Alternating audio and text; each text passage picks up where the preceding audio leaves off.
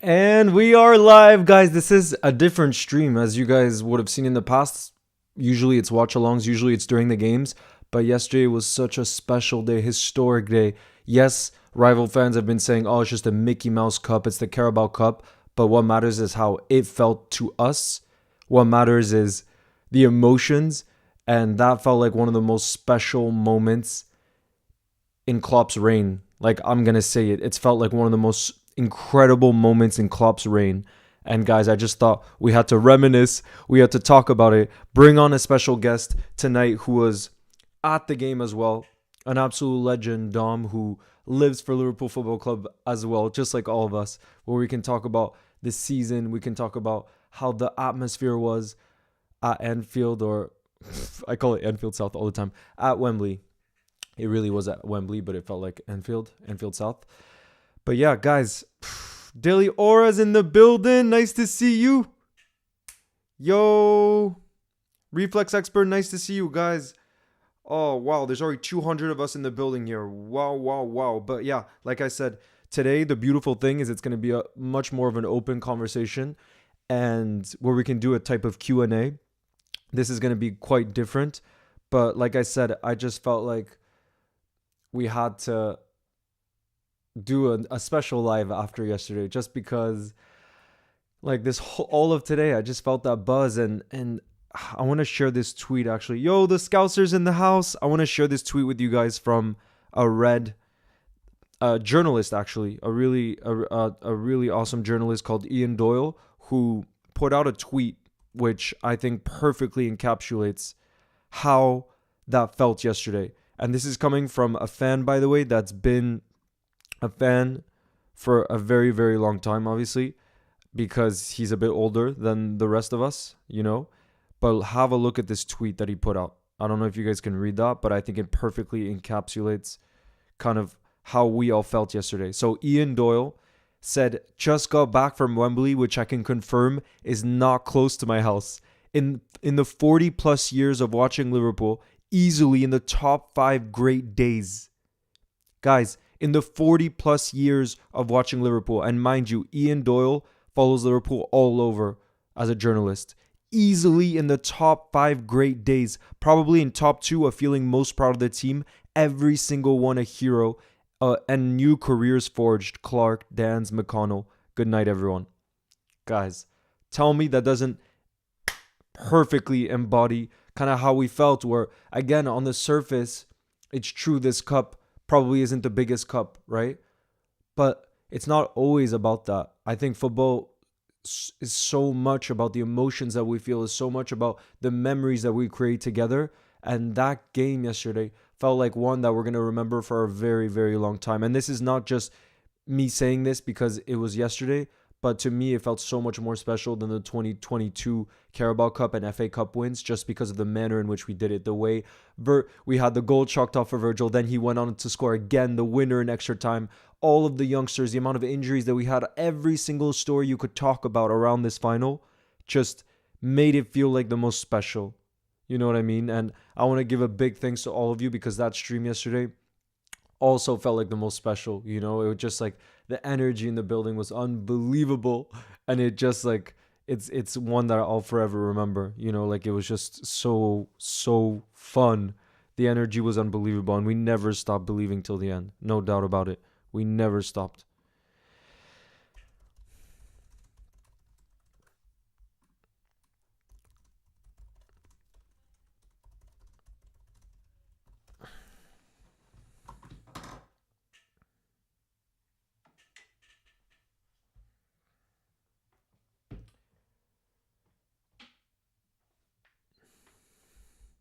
Sidan says, I watched it with my parents and my sister who were here to visit me, created a core memory. You see, this is what I mean. It's those memories that last a lifetime. That's what it's all about. It's not about and always the magnitude of the cup, because of course, you know, when we look back on the club era, the Premier League and the Champions League is going to be, you know, bigger trophies, but this still felt like right up there in terms of magnitude of what it meant, you know? That's what I mean. Shout out to you, Yusuf.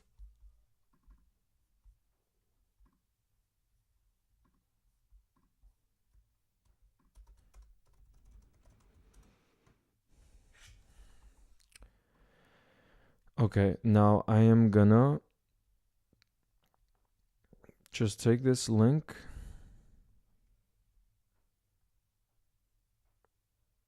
Where is it? Oh, yeah. The link is right here.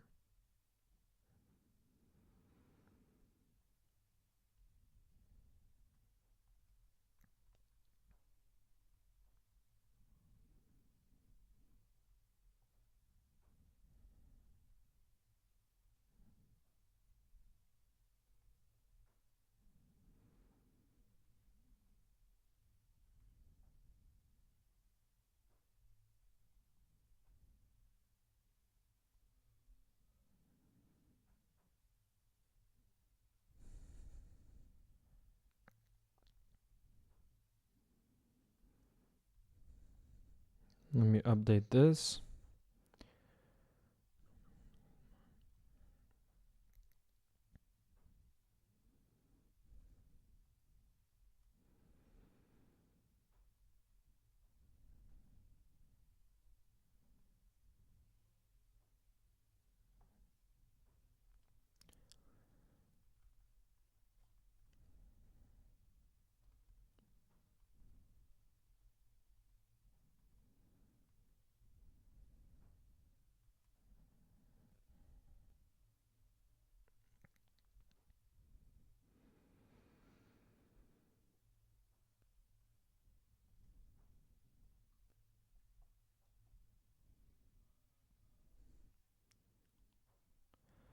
Yes, Daily Aura. We're gonna talk about that too. About the lineup for that fake cup. Okay, lineup.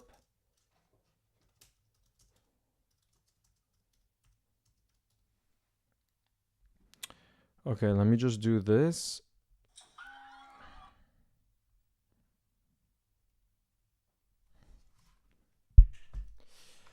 We're gonna pop this open right here.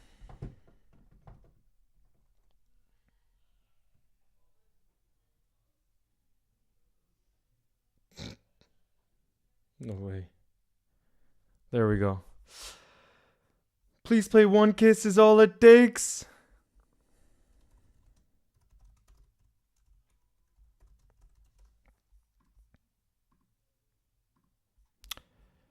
All right. Yes, I can see you. Dom, can you hear me? Okay. I cannot hear you for some reason, but let me try this. Yo, Mason. It is not going to be a stress zone right now. Okay, let me just see.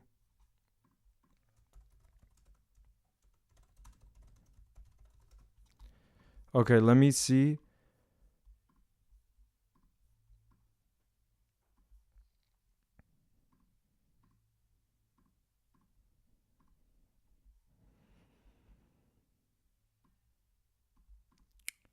Yes, mate, I can hear you.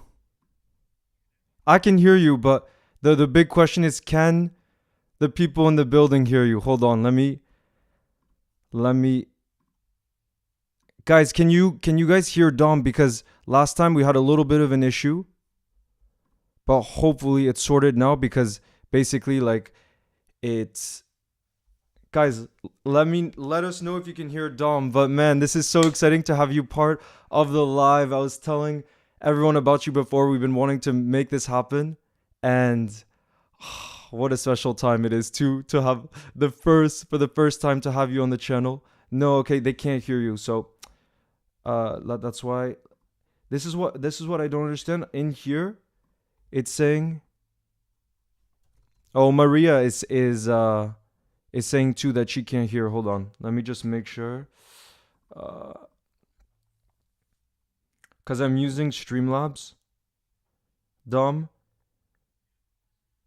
which usually is really good, but sometimes it's just like, let me see.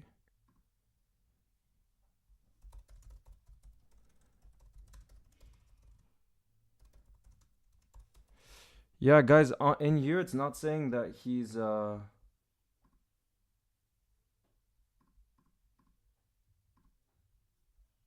muted. Yeah, I can hear you exactly. So that's why I'm confused. Let me see. Mixer. Okay, collab cam. Okay, guys. Are you able to hear now? Try speaking, Dom. Testing. Guys, let me know if you can hear there, just because something was changed. Waze says, Dom, I'm a big fan. Thank you. Waze is in the house. Guys, can you hear Dom? Because I'm trying. I put it in monitor and output. Okay, so good. If you guys can hear slightly, then it just means that yes, let's go. Okay, now I see what the issue was. Maybe if on your side there's something that you can turn a little bit on your mic. I don't know if there is. I'll have a check. Yeah, Um, but guys, yes, they're all able to hear. Awesome. So oh, Dom, good. welcome to the building, guys. I'm so hyped because, and as you can see here on the stream, he's the founder of the Road End podcast, but a massive, massive red. I mean, you've been you were born and bred, right? From the moment you were born, it was just all about Liverpool, wasn't it? That's it. You've got two choices around here, and Yeah, it's either the red or the blue. yeah. And thankfully, my dad made a good decision. Very good decision. That it right now it could really go one way or another. Like, geez, in the Yeah, city of Liverpool. Wow. definitely. And I think they've had some good news today, Yeah, getting that extra 4 points back, which is a bit of a huge. yeah. But hopefully they get another six taken. Wait, so would you rather they go down, really? No, Would you? in Oh. reality, by the way, everyone who's watching and listening, excuse the voice; it's still damaged from yesterday. Yeah.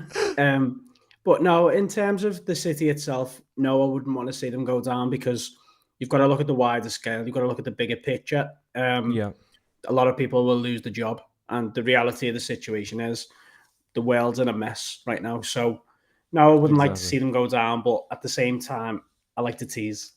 Yeah. Yeah, no, until the final moment, it's good for them to be stressed and everything, Oh but yeah, in yeah. reality, I don't think it would be like we want the Merseyside derby too, don't we? Oh Like yeah, definitely. we do.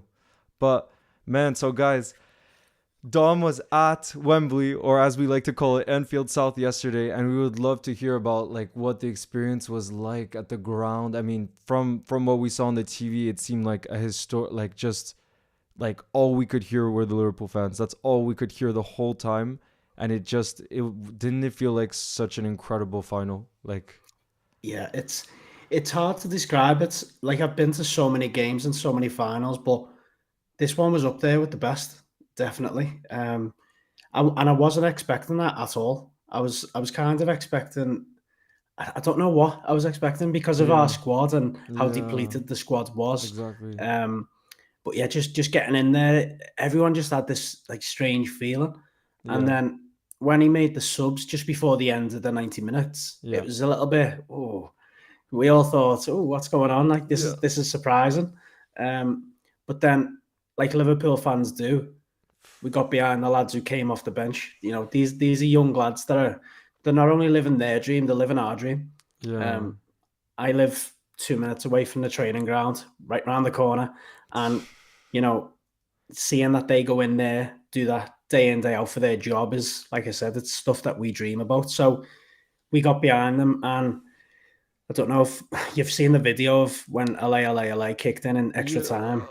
I think that was the moment when everyone believed that just gave the lads the extra boost to get over the line and see the job out. And I was it was a proper leader's performance yesterday from Yeah, Virgil. A lot of other players are getting plaudits, but what he done was he took the pressure off them young lads who were about to step up and take a penalty in front of 88,000 people. right, He right. scored that goal and he saved their backsides.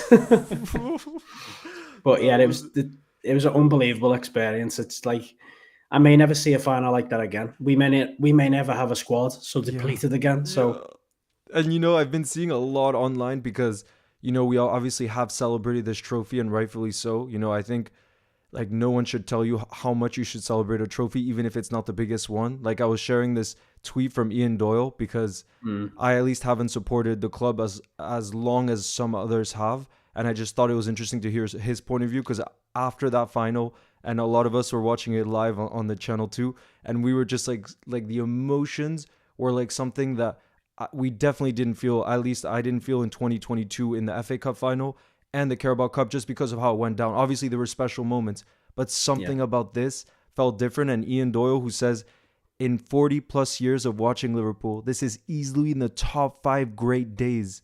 Imagine saying that, like we won two champion, like no more in the last 40 years. So is he yeah. including the great team of the 80s and is he? Yeah, maybe. I assume that's I'm when not he too. was a toddler. Yeah, okay, okay. But he says probably in top two of feeling the most proud of the team. Every single Yeah. one of them was a hero, and it was a new careers forged in Clark, Dans, McConnell. Good night, everyone. Like I just think that summed it up so well too. When I got home early hours, and I was lying in bed, and I couldn't get my head around what I'd just seen. Yeah. It's no one expected that, and No. listen, we're always slight favourites regardless of what game we go into because Jurgen Klopp is the fear factor for everybody else, and Yeah. he just gets every single player, no matter who they are, no matter how old they are, he just gets them playing, and you seen Conor Bradley yesterday squaring up to Ben Chilwell. That just epitomised everything that these players have got. They've got so much belief in themselves, but that comes from Jurgen, and Exactly. that's going to be a massive hole to fill. Not only because it's not only because of what he does in terms of on the training field, Yeah. in the background, Yeah. but putting that confidence into these young lads Mm. so that they believe in themselves to be as good Yeah. as what they are. Yeah. It's crazy. It's special. But so I mean on that topic, just because the way that you mentioned it, who do you think? Do you think there's anyone out there? Like you said, it is such a massive job, and at least when I think of it, like in terms of the history of Liverpool, it gives me hope. It's kind of like Bill Shankly, like fundamentally kind of changed everything within the football club, and it feels like Klopp has done that from top down. Like you're Yeah, saying, like these youngsters who are coming in and performing at Wembley on the biggest stage, that doesn't come out of nowhere. That's not by chance. This is something he's been building for many years. And so like you said, it's so important that whoever comes in can take up all of what he's done and not, tarnish it. So do you think there's anyone out there in the world of football that I know it's a massive like ask, but who do you think has the best chance? How about that? Because you obviously you can't like you can't look. I mean, I have a poster here of the man, but like you can't replace him. You can't try to be him. But who do you think no, could come in, have his own personality or have their own personality, but take up and bring and keep doing, not what he's been doing, but the success at least that we've seen. yeah. So for me, there's only I could be wrong, and people might Yeah. correct me in the comments, but Okay. there's only three elite managers in world football: Carlo Ancelotti, Pep Guardiola, and Jurgen Klopp. Um, they're not coming. So what you have to do then is you have to go to the next best of the up and coming talents. Mm. Listen, nobody who walks in that door will have more backing than Xabi Alonso. Yeah. Um, Yeah. that's the best thing for me. They go hand in hand. He understands the city, the people, the Yeah. history, what Yeah. it means to wear a Liverpool shirt, what it means to be in the terrace watching because he's seen all our Mm. faces idolizing him over the years. Um, and I think he'll get the best backing from the start. Whereas if a guy, let's say, I can see a couple in the comments like Zidane and Zizou. people Yeah, like that. Zizou. Listen, Zizou has won so many medals himself, and then Yeah. obviously he had the brilliant time at Madrid, but he's been out of football too long, in my opinion. Okay. Right, that's just my opinion right now.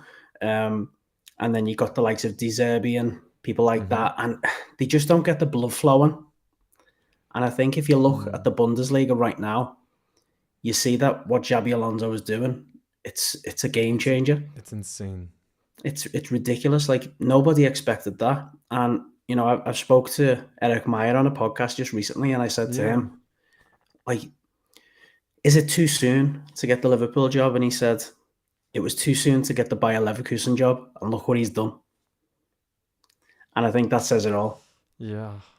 But the only thing that scares me a little bit is I heard Luis Garcia, who's a good friend of his, who got asked about Xabi Alonso, and he did say that he thinks that Xabi Alonso, obviously an unbelievable what he's doing, but the fact that he hasn't had enough tough moments in his career, and that's something I kind of do agree. It's Yeah.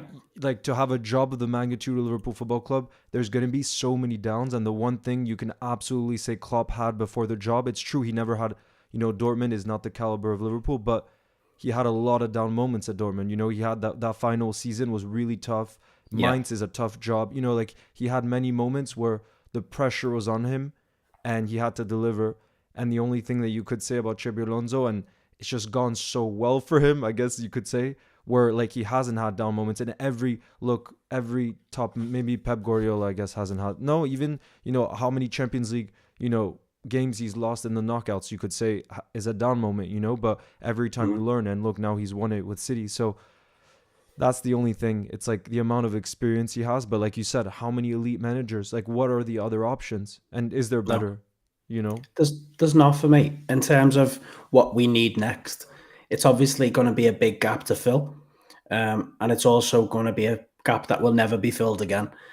He's a generational manager, Jurgen Klopp, and we only have to look at my parents and my grandparents and how they talk about Shankly, how they talk about Yeah. Paisley, um, and I'm going to talk about Klopp to my Yeah. grandkids, and they're Yeah. going to Me talk about too. Klopp to Me their kids. too. It's one of them. It only comes round.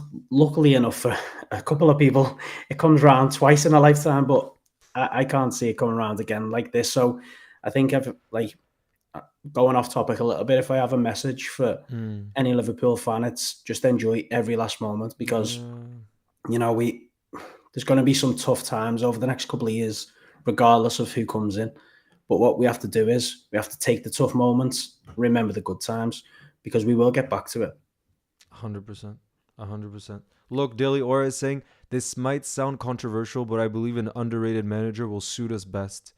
But to be fair, I mean, Xabi Alonso, when he took over the Leverkusen job, it wasn't underrated. Like in terms of what he's doing right now, is very underrated. Nobody's Yeah. expecting him to win the Bundesliga. Like he's in every competition. They're unbeaten this season. That to me is like him kind of relishing the fact that there is no real pressure on him in reality. You know what I mean? And I Yeah. guess you could say the one good thing is everybody's saying that one of the toughest jobs is to take over from Klopp. So maybe that does kind of edge the pressure in terms of, I don't think us Liverpool fans will expect the the new boss to come in and go for the quadruple again. I don't think that's fair. Is it? No, no. Like, It's what we have to realize is the next 12 to 18 months from mm, July onwards is a rebuild. And, we have the squad, we've got the infrastructure, we have the yeah, backroom staff right through the training ground, right through the academy. But what we don't have is the main man. And, it's going to take some time. He might hit it off straight away. We don't know. Um, but what we have to do is be patient with it. We definitely have to be patient. We can't afford to be a club that, we only have to look around us in the Premier League with like a revolving door. We don't want that. And no, Liverpool historically have never done that. We've no, had a couple of bad moments in the past. yeah, But I think the good thing for Alonso is the fans will give him more time than they will just give somebody who has no affiliation to the club. yeah, So I think, if he comes in, he has a tough ride, we'll get behind him. mm, We always do. yeah. No, and what's so like promising, I think, like obviously the style of play is very exciting, and I think we want that at Anfield. But I think the way he's gone the best out of these young players that you see at Leverkusen, to me, that's such a good sign. You look at Yeah. Frimpong. I mean, you look at a lot of their young talents. Verts, for example, who came back from injury. That to me shows also someone that can give belief to the youth and Mhm. play. Try to get the best out of them. And we do have so much. I mean, look at what we got to see here like yesterday. Like there is so much. The rebuild has kind of already happened. That's what's kind of crazy. Like that's why I think for many of us the Klopp moment, the announcement was the biggest shock because of the fact it felt like he was instrumental in that rebuild. You know what I mean? Like we saw it before our own eyes this summer and it was like, oh, the future, Like we're just gonna keep dominating football. But I guess that's kind of the positive. It's like if Xabi Alonso, for example, likes this set of players, there is so much talent there. There's so much like the mentality is already there. You know what I mean? You Yeah. kind of have to harness it. That's all, right? I think the biggest thing Klopp's done is he's from top to bottom, he's put somebody in a position that he trusts. And, he does micromanage quite a lot of things. And I think that's everything. probably why he's so tired. Yeah. um, but what it's done is it's allowed him to understand every single role within the club and what it needs for when he moves on. Now, as much as the announcement was a shock and we never wanted to hear it, we never wanted it to be true, it's also give us 6 months to see Exactly. what we actually do need in that time. Now, if Jurgen Klopp was to announce this in May, June, then what? The panic would kick in, and we don't need Exactly. that panic. We No. need the time to enjoy Jurgen's last few months to potentially win a quadruple. And we also need the time to have the main man coming in that door with his staff in the summer. And, it's nervy times, of course it is. It's nervy times, but I'm enjoying every single day of Exactly. watching Jurgen Klopp's Yeah. Reds because, like I said, we might never see this again. So let's just No. enjoy it. Did you see, by the way, I love that Paul Joyce just reported, like it was 2 hours ago or so, that there's going to be a parade bus in Liverpool no matter what happens Yeah. because we've won this cup and to give Klopp a farewell. So it's beautiful to see that. Like that's something that we're pretty much guaranteed at the end of the season. Like there's no date set because we don't know what's going to happen with the Europa League. But like, don't you think that's such a, like, we have to do that? It's just, So I think when I seen it was that I think the effort, it's someone will correct me here, I'm sure, but I think the last final, the FA Cup final, is the end of oh, May. oh, is it after? Let me check actually. I think it's the Because I Europa know for League final on sure. the Wednesday. Oh yeah, you're right. So for sure, I know that the Europa League final is on May 22nd, and it says here that the FA Cup final is on May 25th. So Yeah. you're right. So That then would be it'll be the day after the FA Cup final, which also means that in Liverpool, it's bank holiday weekend. Now that will be crazy.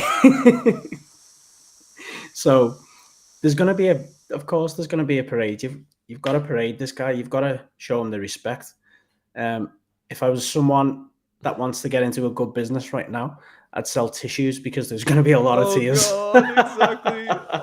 I literally, there's a part of me that doesn't want to go though because the emotions will be like, it'll just be too much. I'm afraid. You know what I mean? Yeah, But it's man, got to be done. He deserves so much.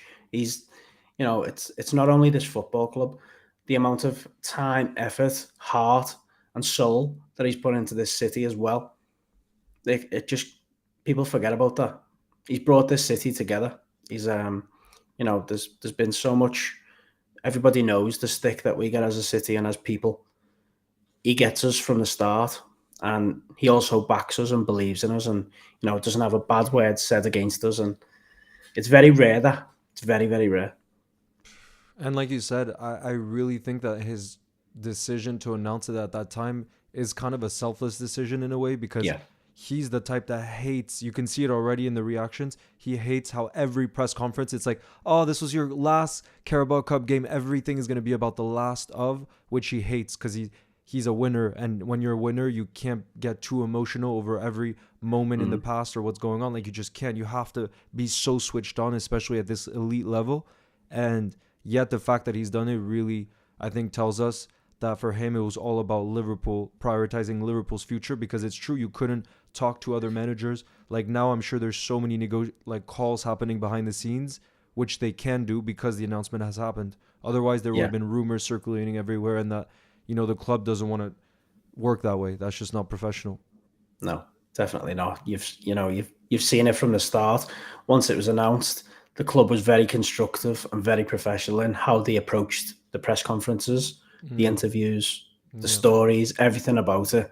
Um, it it's just such a weird thing. And something inside me says at the end of the season, he's going to do a Wolf of Wall Street scene. But that's just me wishing more than anything.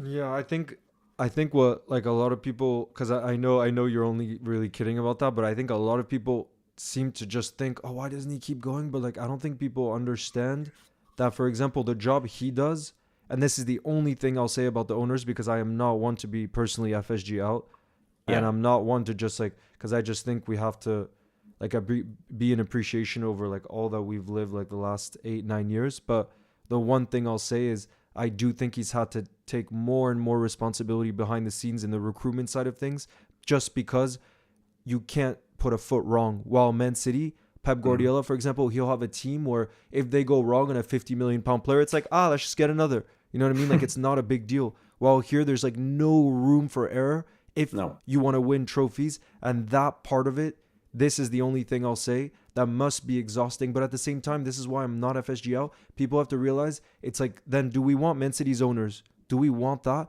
I don't think we do. I don't think that's what Liverpool as a city wants. Like it was always going to be difficult, you know what I mean, to compete against the type of money that City has.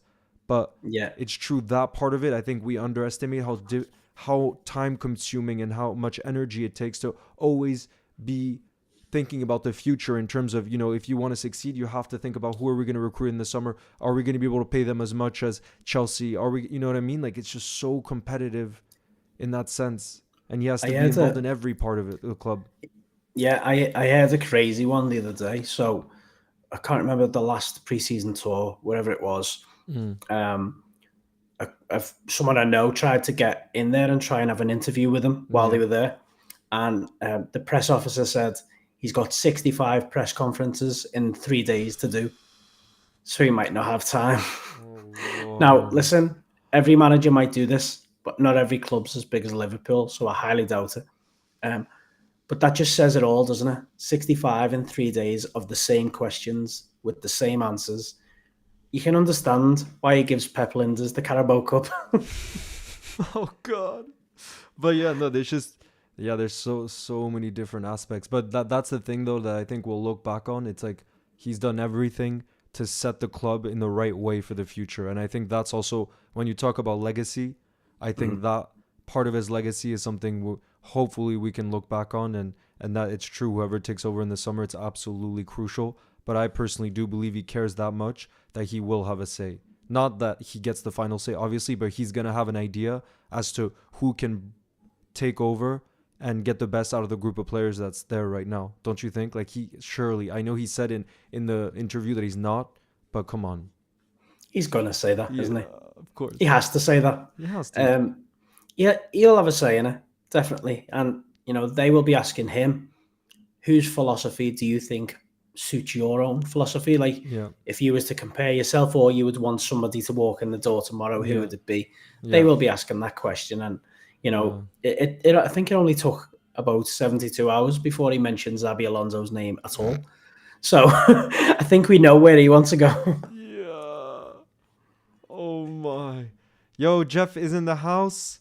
So, guys, if you want to send in your questions, feel free to send in your questions because I saw one earlier and you were, at Wembley as well. So it would be, I think we would all love to hear about what it was like to actually be at the ground and how you felt like, the atmosphere had an impact on the game. Because I feel like that's something watching from the TV we can kind of get a sense of. But I know when you're there physically, you can really get a sense of how it can impact the game. My body feels like, I think, when that goal went in, my body afterwards this morning feels like I was in a car crash. Oh, yes. So obviously the first goal, the disallowed one, Yeah. which we love to happen against Chelsea and Wembley for some reason, Yeah. that went mad. But when that header went in an extra time, I can remember lying. I was lying across like 3 rows backwards, just like this. I Oh, fell back off the chair. My leg was stuck between the chair, and I had one of my mates in a headlock. oh my God. So I woke up this morning black and blue. Oh, that's the best. That is the best. But it really felt like, yeah, like in the difficult moments, and that's what, that's where the fans can make such a big difference in the difficult moments to show your support. That can give the team that lift that can change the Definitely, dynamics of a game. definitely, and I'm convinced that that moment, that game changed when the crowd were up singing "Alay, Alay, Alay" in extra time. That just felt like I don't know. When there's just a moment that turns the game on its head. Yeah, That was yeah. it. That everybody in that ground believed that we were going to win that game. Nobody else was going to win. It was our game to win, and we did. And that's what I meant about, I was at the 2-2 draw that we had against Arsenal last season, and I remember that, like, from the TV, I don't think you would quite realize, but when Trent started to kind of get into a fight with Granit Xhaka, Hmm. that completely, like, Anfield erupted, and then it Yeah, was like Arsenal couldn't deal with any, with the players and our intensity. And I think that's also what Klopp has done so well, and that's what I hope, you know, whoever comes in understands the power of the fans, because you see where if you're able to get the fans believing, like he said in his first press conference, that can truly change games, and I think he's really used that and the underdog story that he's had since he's come in to get the best out of every single game. yeah, yeah. Damn, you got me too excited with the celebrations that you're talking about there. So Jeff Bloomberg is asking Dom, what did you make of the Jackson offsides? I don't know if you got to have like a look at the replay or anything. I haven't seen the replays yet. I sound like a Mm. manager media trained. I haven't seen the replay yet, but when I was in the ground, I thought it was a goal. I thought he was onside personally. It looks so close, Yeah. and everybody was sort of giving each other the look of Yeah. oh Yeah. no. Yeah. But I've seen images. I haven't seen the video, but Mm. the angle they didn't seem to get the angle right when they were trying Yeah. to check it. Yeah. How is Yeah. the system in place if we can't get the angles right? No, I I don't get it. saw. That's what's crazy how important the angles are, and I saw it specifically with this one where there was one angle where it's so clearly offsides, and there's another where you're like it's not offsides at all. So it really shows how important the angles are. But I remember seeing one angle where you can clearly see how he's offsides, and Yeah, VAR must have had access to that one, and they were like, okay, now we've made our decision. You know? I've just looked at it now. From what I can see, he's offside. He's leaning ahead of Kanate. Mm. Um, listen, it didn't count. I don't care. Yeah, exactly, exactly. Oh yeah, this question from Susan, it's actually something that I I wanted to discuss too, because I made a video on Pep Linders, and like, do you think it's a bit surprising that the backroom staff and that maybe Pep Linders, for example, I know he doesn't have much experience as a manager, but how come he hasn't really been considered from what we're hearing? Because I mean, you think about Bob Paisley, he didn't have real management experience before he took over, Mhm. and but he knew the club inside and out, just like Pep Linders does. So do you not think he could be an option?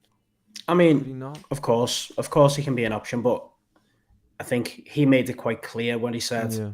I started this project with Jurgen Klopp, and I said, when he leaves, I will also be leaving.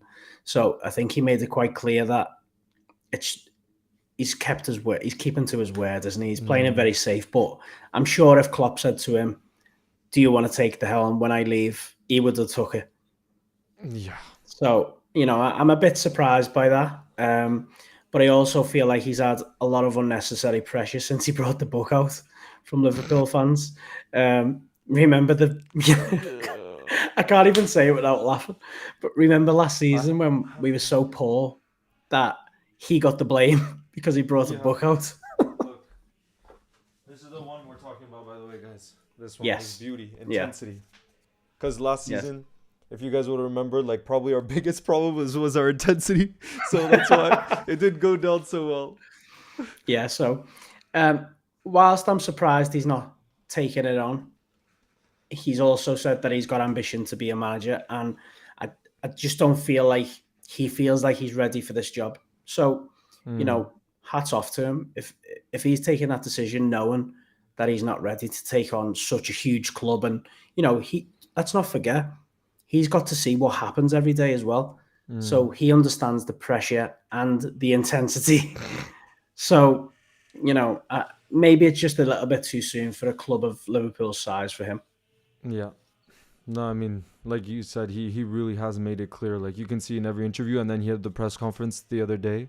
I think it was on Friday Mm. where he took up the press conference, and he was asked again, and he made it extremely clear. Yeah. So Daily Aura asked as well about, so Wednesday we play in the FA Cup against Southampton at home, and one thing I had to look at too was there were certain players like Harvey Elliott, Luis Diaz, and who was the third one that played 100, Endo, Wataru Endo, both, all three of them ran their socks off at Wembley Yeah. yesterday, and they Mm. also played in the game before. So they're, for example, three pretty important players that I at least don't expect to play on Wednesday night just because of how much they've had to run in that game. And this is only Yeah. what three days later. So what kind of team do you think we can put out? I mean, I'm gonna pull up on the screen like our injured our, our injured 11. We could literally pull Don't up, do this to me. yeah, an injured 11.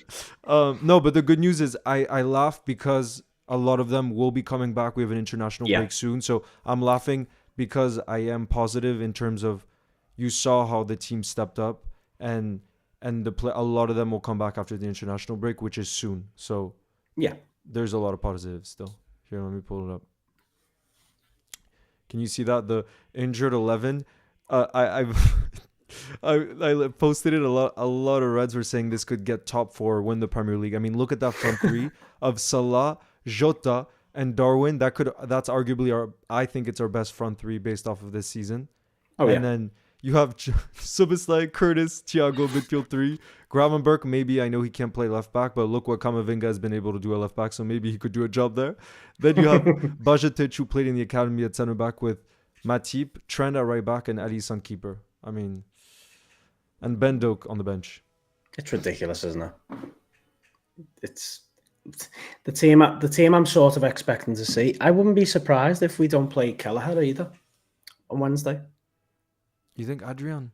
Really? I wouldn't. I would not be surprised. Whoa. It depends how Alisson's injury is. Now, listen, I would play Kelleher personally. I don't think there's any question that probably 99.9% of the fan Yeah. base will Yeah. want Kelleher starting. Definitely. So, yeah, I mean, that's a bit up in the air, but we've got to protect him as well, Yeah. depending on Alisson's injury, because Alisson's No, we out for know. another 6 You, weeks, isn't it? Yeah, we know that he's coming back after the international break. So the first Yeah. game, I think, is the 31st of March. Who do we play on the 31st? I just know that, yeah, basically, he didn't get called up for the Brazilian. I mean, Maria, you'll Yeah. know this. He didn't get called up for the Brazilian national team. So I mean, the first game back, yeah, is Brighton at home on March 31st. That's the first one back. So he could be fit for that one. yeah, listen, you've got to keep your keeper in goal because the back four needs to understand who's going to be behind them in every game. Yeah. I wouldn't be surprised. It could be a shock that Adrian pulls in and gets that one appearance for the season, but the team is going to be very young, isn't it? That's what it's going to be. I think you'll probably see Gomez being the captain. Definitely. Gomez comes in. Quansah Kwanzaa comes definitely in. starts. Kwanzaa definitely starts. We'll have to pull a centre back from the moon because I don't know where anyone is. Yeah, it's that's how it's got. It's got that bad in terms of numbers. We are going to struggle to put a team together. I think obviously you'll see the lads who came on in extra time. The Definitely. McConnell, Timicas will start. McConnell, Clark. Yep. Don't know who's going to go with Jaden them. Dans. Jaden, Probably Kate Gordon, a right wing. It's going to be so young, isn't it? It's going to be so young. I think Cody Gakpo, for example, could start though, just because he did come off, and we do need someone maybe from the first team. Yeah, they've got to mix it up. Klopp he will never go out and put the Villa game as an exception. He'll never go out and want to lose the game, and he's not stupid that he wants to put too much pressure on too many young players either. So there will be a mix of experience and youngsters, but let's get behind the kids again. We have to. I mean, thankfully it's at Anfield. Like that changes everything. And it's a nighttime kickoff, so the atmosphere, especially after Sunday, is going to be top. They're coming off 2 or 3 losses in a row as well in the league, so they're not going to be in the best of confidence. But when they see the team sheet, maybe they'll just go rough and tough against the younger lads. No, and then, on Saturday we have a tough one away at Forest. That's a game Yeah. that we lost last season, you know, Hmm. and they've they've been kind of a surprise team. I feel like this season everyone expected them to go down, and it looks like they could stay up. Unless they get the points deduction. Oh yeah, but Yeah. right now where do they stand? Oh no, now it's true. You They're look at the down there, updated aren't they? table, and they're Hmm. and they're 4 points ahead of Luton, who are in 18th, but they've played a game. They have a game in hand. Luton does. So yeah. They could get dragged in, especially with the points deduction. But on the weekend, I do expect to see Salah, Oh, Nunes, and Szoboszlai in that squad, most definitely. I wouldn't be surprised if maybe Szoboszlai gets 30 minutes or so on Wednesday. oof. I hope so. I mean, the way they ran on the celebrations at Wembley, it seemed like they were okay. That's why. Did you see Klopp like joked around after? He's like, "I'm having a word with the medical staff," because it seemed like they Yeah. were fully fit. Oh, listen, I honestly believe that they just at the tail end of the injury, they just didn't want to risk it. Yeah. And why would you risk it? There's 3 months left of the season. Yeah. We've got three more competitions to play in. You need them lads on that side in the long run. Right now, we would have liked to see them play at Wembley. It wasn't to be. We still won the trophy. Yeah, we did. And we've got another three competitions to go for with hopefully a stronger squad.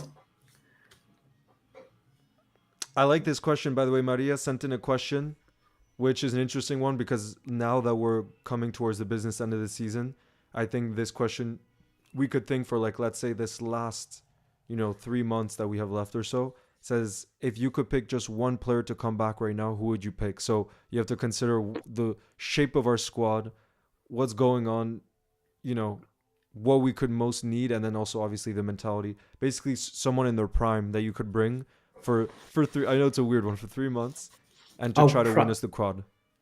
prime all throughout from any era or in Any the squad era, now. any era. Oh, Steven Gerrard,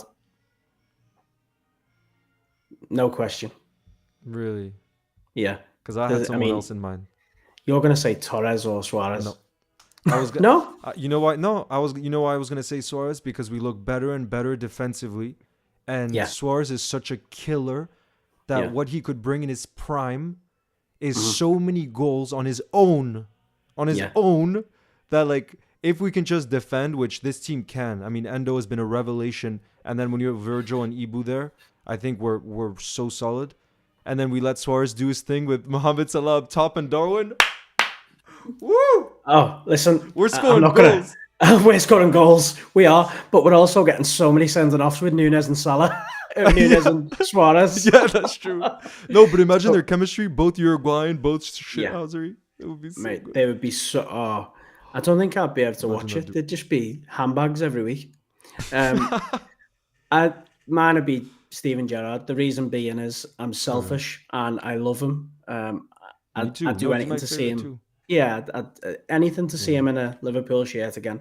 But I think just to get you over the line, imagine Endo, McAllister, and Steven Gerrard in midfield.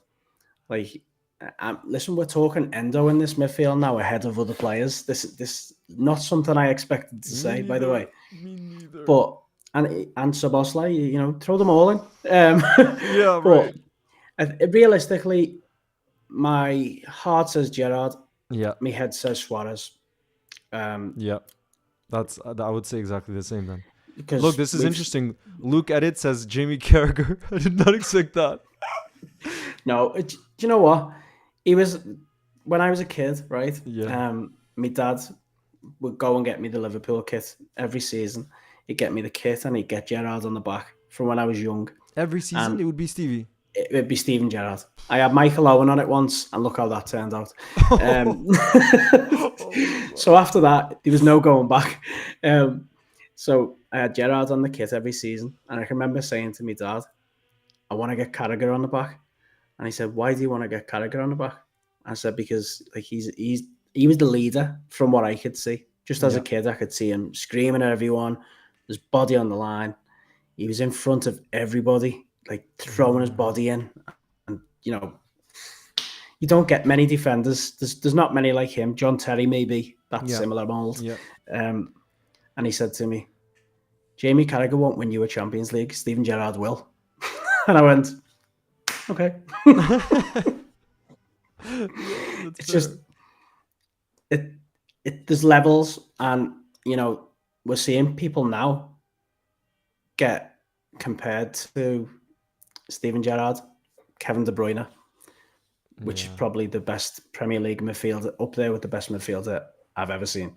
Do you think De Bruyne, like if you put bias aside, honestly, do you think De Bruyne when he leaves the Premier League, do you think it's gonna be hard to say that he's not the greatest Premier League midfielder of all time? I think if you put Steven Gerrard in that Man City side, the numbers are similar. That it's such a difficult conversation because the teams De Bruyne's had to play with, the midfielders he's had, the defenders, Yeah. the strikers. No disrespect to Liverpool's players of the past, but Gerrard would literally pick that team up by Mm-hmm. himself and win games. Yeah. And it's such a It's difficult true. It's true conversation, that De that one is. Bruyne has never been in a position to do that. And for example, when he's had to do it for Belgium because they've needed him in many moments, he He hasn't hasn't done been it. able to. He hasn't been able to. That's the argument. That's a fair And point. Yeah. that's no disrespect to De Bruyne at all, because as much as it pains me to say it, I would pay the admission money just to watch him play. He's that good. He's I that think good. he's the best midfielder and probably the best Mm-hmm. player in the Premier League, if not Europe. So Yeah. yeah, he's unbelievable, isn't he? Yeah. No, the And only the one though that's in that team because I remember on live streams often I'll get asked, Leo, if you could sign anyone in world football, who would it be? Everyone thinks I'm gonna say Mbappe because I'm also half French, so that's what yeah, people expect. But I always say Rodri, and I think Rodri oh is that player. And if you look at that City team, and yeah, this also I think might be controversial, but I think their most important player is Rodri more than De Bruyne because they have other players who can do like have that magic, like Bernardo Silva, Phil Foden. They can create something out of nowhere. But Rodri, the only time City seem to lose is when Rodri's out of the side. I swear. And no, I know. he's so complete. Like we don't need to compliment other players, but I think I'm not sure the Premier League has seen it. There's been incredible defensive mids in the Premier League. I'm not sure there's been someone at Rodri's level. In like, I just don't think there's been a defensive mid that can do everything. Like the only thing you could say maybe is that he's slow, and Mm, is that really a problem? no, Not really. Yeah, when you're that good and you understand the positioning that well, you exactly. don't have to be fast. Look, Xabi It's Alonso how wasn't fast, but it wasn't a exactly. problem. If you can read the game, it doesn't matter how fast or slow you are. Now, I've seen a comment from Maria who's asked me to speak proper English, Ah. and I am not putting the South accent on that you do, Maria. So let's stop that. Yeah. No, and I don't find that you have like I mean, I can totally understand the Scouse accent now because I've listened to so many Stevie interviews and JV and everything, but I don't find that you have like a strong Scouse accent either. I don't find. If I was in the pub or I'm with my friends, maybe.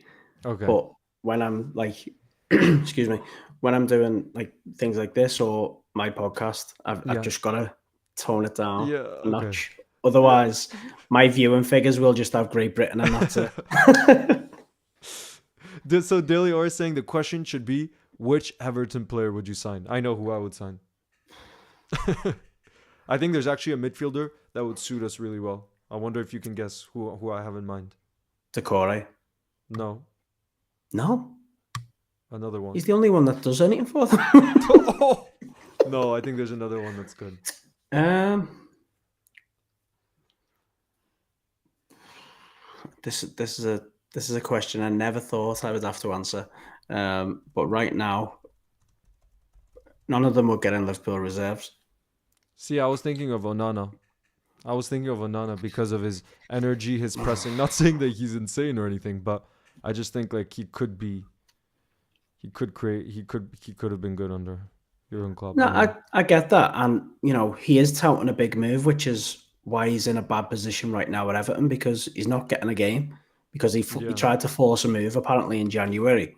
Oh, that's It why. didn't yeah, it didn't go through. So he told them he'd stay, and now he can't get a game. But I understand why you said him. But to be honest, I completely forgot about him because when I watched him play, he's not playing now. Yeah, Or that's he's not true. getting as many minutes anyway. See, I'm seeing We Love LFC says Ashley Young. No way. Ashley Young makes me a lot of money with all the bookings, so no. The Scouser is asking for how long has Dom been a supporter of Ooh, Liverpool? what am I now? 33. Um, I, it's easy to say all of your life, but I never really got into football till I was maybe 6 or 7. So I'm going to say Yeah. 25 years, something like that. So yeah, I can see the ground from my window at the back of the house, straight through the trees. Um, it, it's special. It's a special club to support, and you know, it's not just a Liverpool club. It's not just people that live in Liverpool as well. And me and Leo have had many chats before. We have people, from here that don't like people from around the world supporting them. That is not everybody's opinion. So Yeah. you just show your love no matter where you're from because we're one big family, and that's what people need to know. Yeah. No, I really appreciated your messages because, like I told you, sometimes, especially on Twitter, this is why I do not like that platform. There's so much negativity, and it's like just the It's tough. worst comments seem to come out. But I guess you just have to take it with a grain of salt, because Yeah, but it you're is not face to difficult face with though. them. It's Yeah. so difficult. I'm from here, and it's difficult supporting Liverpool when you're from Liverpool. So I can't imagine what it's like being from somewhere else. If you put listen, if you put time and effort into supporting this team, and you're also putting money into the club and bringing viewings into the club and getting people to support them, Mm, you don't deserve any stick. yeah.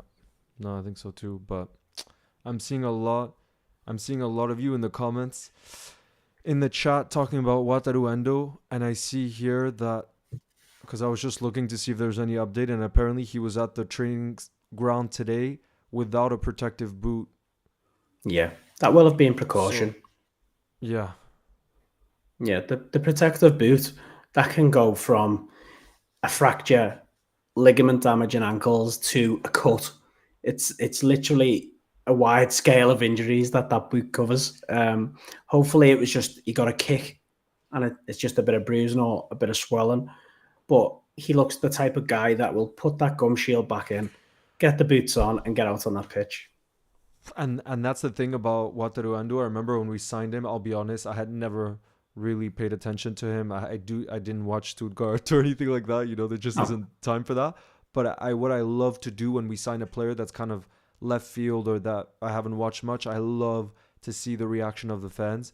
And it was Mm, unbelievable to see the Stuttgart fans, like, just how sad they were about him leaving, and yeah. and so much of what they were saying was like that fight, that mentality, like what he would bring every single game, and we see that, you know what I mean? And I run out of words what a about guy. him yesterday. When at the end of the game, I think I must have said Endo about a million times, or just every time he does something, I was just like, he's a marshal, isn't he? He's a soldier in midfield. That's what I can. Soldier is probably the best word that I can use. He battles everything, and he seems to be in the right place at the right time, but he also now looks more confident in himself as well. He looks like Yeah. he's getting better with age, like a fine wine. And I mean, a lot of that too probably is him adjusting to the team, to the league, Yeah. to the country. But it's still unbelievable. Like, I don't think any of us expected him. Like, now I think you ask any Liverpool fan, it's like, is he a guaranteed starter? I think we'd all say so. And Definitely. who would have expected that No. 4 months ago? Because you look at that midfield, and I think he's the only guaranteed starter in that midfield with Maka, Yeah. maybe with Maka. Yeah. Them Otherwise, two, and then it's then up to Soboslai to come back. I say his name so many different ways, by the way. yeah, It's up to the next person then to make the next position their own, because Endo and McAllister, they're certain starters for me. and then whoever wants to take the bull by the horns, it's then down to them. I think Don does have to come back into the side. Of course he does. But he also played a lot of minutes, which I didn't really like. I thought that's why he sort Me of too. driven him to an injury. I agree. He played too often, too many intense games. He was still adjusting to the country, the game, the speed. I think we have to manage him a little bit better, a little bit, use our brains a little bit towards the end of the season. Yeah. No, and he's that type of player it seems where like that's what I love about him. He cares so much. He's so passionate on the Yeah. pitch in terms of he's always pressing, he's always tracking back, he's always running that I feel like he's the type where if Klopp's like, "Are you fit?" He'll be like, "Yes, get me on the pitch." You know what I mean? Like he's not going to and apparently Bobby Firmino was kind of like that too because I just finished reading his book and Yeah. it seems like he also had that mentality where it's like he did not care how he felt physically. All he wanted to do was play. You know what I mean? And I Yeah. think Dom is probably also kind of like that in terms of he just seems to love the game so much, you know, and he has such a strong personality that I think that's what we love about him. And I have no doubt, like I know he hasn't been in the best form, and like you said, maybe he was overplayed, but we saw maybe it was just a 2 month period, but we saw how good this guy can be. Like Yeah, definitely. But we also need to remember his age. We 22, need to just 22. take 22 years of age, and we can see what he does. And it's one of them, isn't it? Got the looks, Yeah, got the yeah, ability. yeah. What's he Surely, missing? surely there's something wrong. There's got to be something wrong. Yeah, You can't be yeah, this perfect. yeah. I mean, maybe it's that. Yeah, I don't know, but definitely, I think he's one. Like if you look at our midfielders right now, I think if everyone was fit and firing, Endo, Maka, and Subasai just sounds like an incredible midfield. Like Oh you yeah. have the legs, you have the technical ability, which we've never had in the Klopp era. Like there's almost like you can't get much better than that in terms of our style of play. You know what? I agree, but you know that we can't forget Curtis Jones. This is a He's guy that yeah, I'd say 18 months ago, I was still sitting and waiting to see what Curtis Jones was about. I was still waiting to see if he was going to make the grade at Liverpool. yeah, I'm not ashamed to say that. yeah, I wasn't sure what he brought to the team, but when he had that period of the last maybe 6 months of the season, and also the start of this season before his little couple of injuries he's had, yeah. he's been superb. He's been superb, and he was arguably the first name on the sheet at one point. So it's a good problem to have, Yeah. and I think that's a good way to be able to manage Dom as well because, like you said, he puts 120% into every single game. He leads the press from midfield. The spaces that he creates with that press, if he runs out of energy, 60 minutes, 70 minutes into the game, you can then swap him with Curtis Jones. He can start the next one. Like Klopp said, if you can get Curtis Jones to press, you can get anyone. Yeah, exactly. No, and who is it? Oh yeah, I had like a debate with some friends about who our most consistent midfielder has been, and we basically had to come to a conclusion that if you look at this season, and I know Endo now kind of you could say that, but the first 3 months, he wasn't quite what he is now. If you think about Yeah. most consistent this entire season, we all thought you have to kind of say Curtis Jones, you know? Oh, And definitely. now he's gone that injury, but this season has definitely been a redemption season. And the end of last season, I feel like we forget that once we started to go on that run, that was from April when Trent started in that inverted fullback role. Yeah. Curtis, from that moment, was one of our best players. When we went on that run of like 12 games undefeated and we nearly made, top four, that was, Do you know his problem with me was I don't know whether it was because he was young and he didn't want to make mistakes. It was always I'd watch him and think he's taking too many touches. He'd take that yep, extra exactly. touch. So Exactly. he'd take a couple, which is fine, but then he'd take another one. And then he'd either lose the ball or the opportunity to play the ball was gone. Yep. Now it seems like his football brain is now Mm, maturing and he can see things before he gets the ball. And I think he needed that. He really did need that. And I'm glad that we've put the work into him as well because, we can see what his ability is like now. When I watched him at the academy when he was younger, he was levels above the players he was playing with. So he did have it. And Yeah, I think the Steven confidence. Gerrard also said he's the Yeah. best he's seen at that age. So, it says a lot. Yeah. So Maria is asking as well, like on this topic of the academy, then is asking, who do you reckon out of all these youngsters will stay with us? And if yes, which ones? And maybe also, who do you think, like out of the ones that we're kind of seeing break into the first team, who do you think really has a chance of being a proper Liverpool player in the future? I think the ones that stay with you are the ones that support Liverpool. So we have to filter them Javi, ones.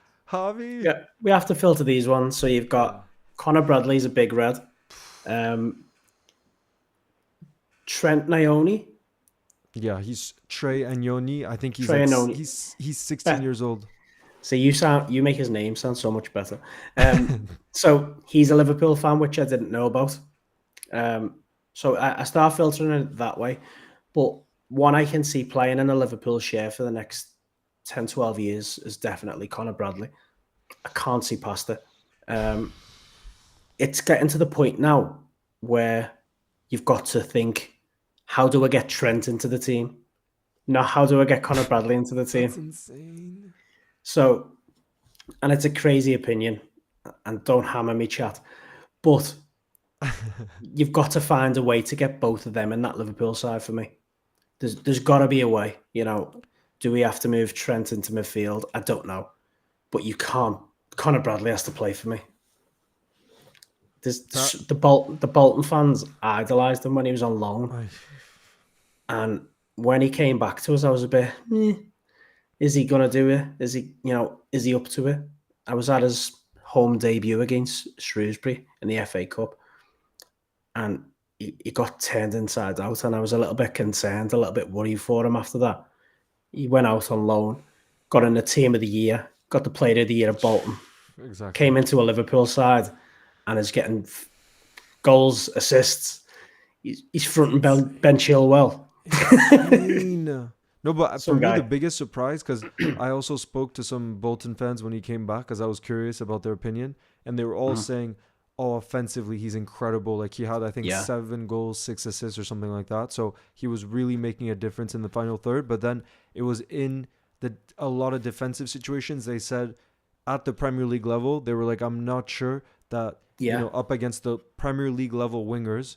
How he would deal with that defensively because it's so tough. I mean, you see Trent, he's now been at the level for 7 years, yeah, getting the experience at right back, and it still feels like at least I don't have confidence. If when we played Arsenal, I remember like I was just stressed the whole game yeah. anytime it was on his side. Connor Bradley, it seems like he's better defensively already. I know like I, we can't say that quite yet because he hasn't had enough games, but the feeling I think we feel as fans, it's like we feel more reassured, no? With him at yeah, right back defensively. most definitely. And let's football's a very fickle game. And we're not disrespecting Trent or Connor when we have this conversation. But you ask Trent what his favourite position is, he openly says midfield. Yeah. So if you've got somebody in the mindset of my favourite position is this, then there's a 2 or 3% in their mind says, I really don't want to defend. I don't want to get back. I don't want to have to go Yeah. forward and back all game. And what we could see a totally different thing next season. We've got new management coming in, new Yeah. coaches, and Absolutely. they might just look at Trent and say, "Listen, you're our main man in midfield." We don't know, do we? It's exciting. It's a good problem to have. That's the thing. We've never been so spoiled. I can't remember us ever No. being this spoiled. Definitely, I definitely can't. And something that's exciting too is I'm not one I'm not one to get that excited about international football, but the one decent news for us Liverpool fans, it's like we can watch Trent probably start the way he's been playing under Southgate. There's a chance he Mm. starts in midfield for England, and we could see kind of how he does there. And that midfield three of Declan Rice, Jude, and Trent Yeah, sounds pretty exciting to watch. To be fair, it's Declan filthy. Rice, Jude, and Trent. Do you know what worries me? And I'm going to put this doubt in everyone's mind because I'm an overthinker. That's my problem. I'm an Mm, overthinker. me too. Um, Me too. I see Real Madrid's side, and I see Carvajal finishing his career soon. and I can just see Trent sliding right in But he that doesn't want to position. play right back. I know, but do you have to play right back at Real Madrid? Not true. But you think he's a Liverpool fan though, I and know. like you don't think that like I want him to stay forever. I'm not saying I want him to go, yeah but I look yeah. at But you that think he would want team. to go? I don't know. I think if you have a team that says Vinicius, Mbappe, Rodrigo, Tchouameni, Camavinga, Bellingham, and then you put a Trent at right back. Oh, disgusting. Jeez. No, don't talk about I that. Look, can't. you're I about to can't. trigger the chat right now. You're about to Yeah. trigger. Oh We've got to, gosh. listen, we've got to think like this so that we can put that doubt there. Because then when he stays, we can all go, yeah.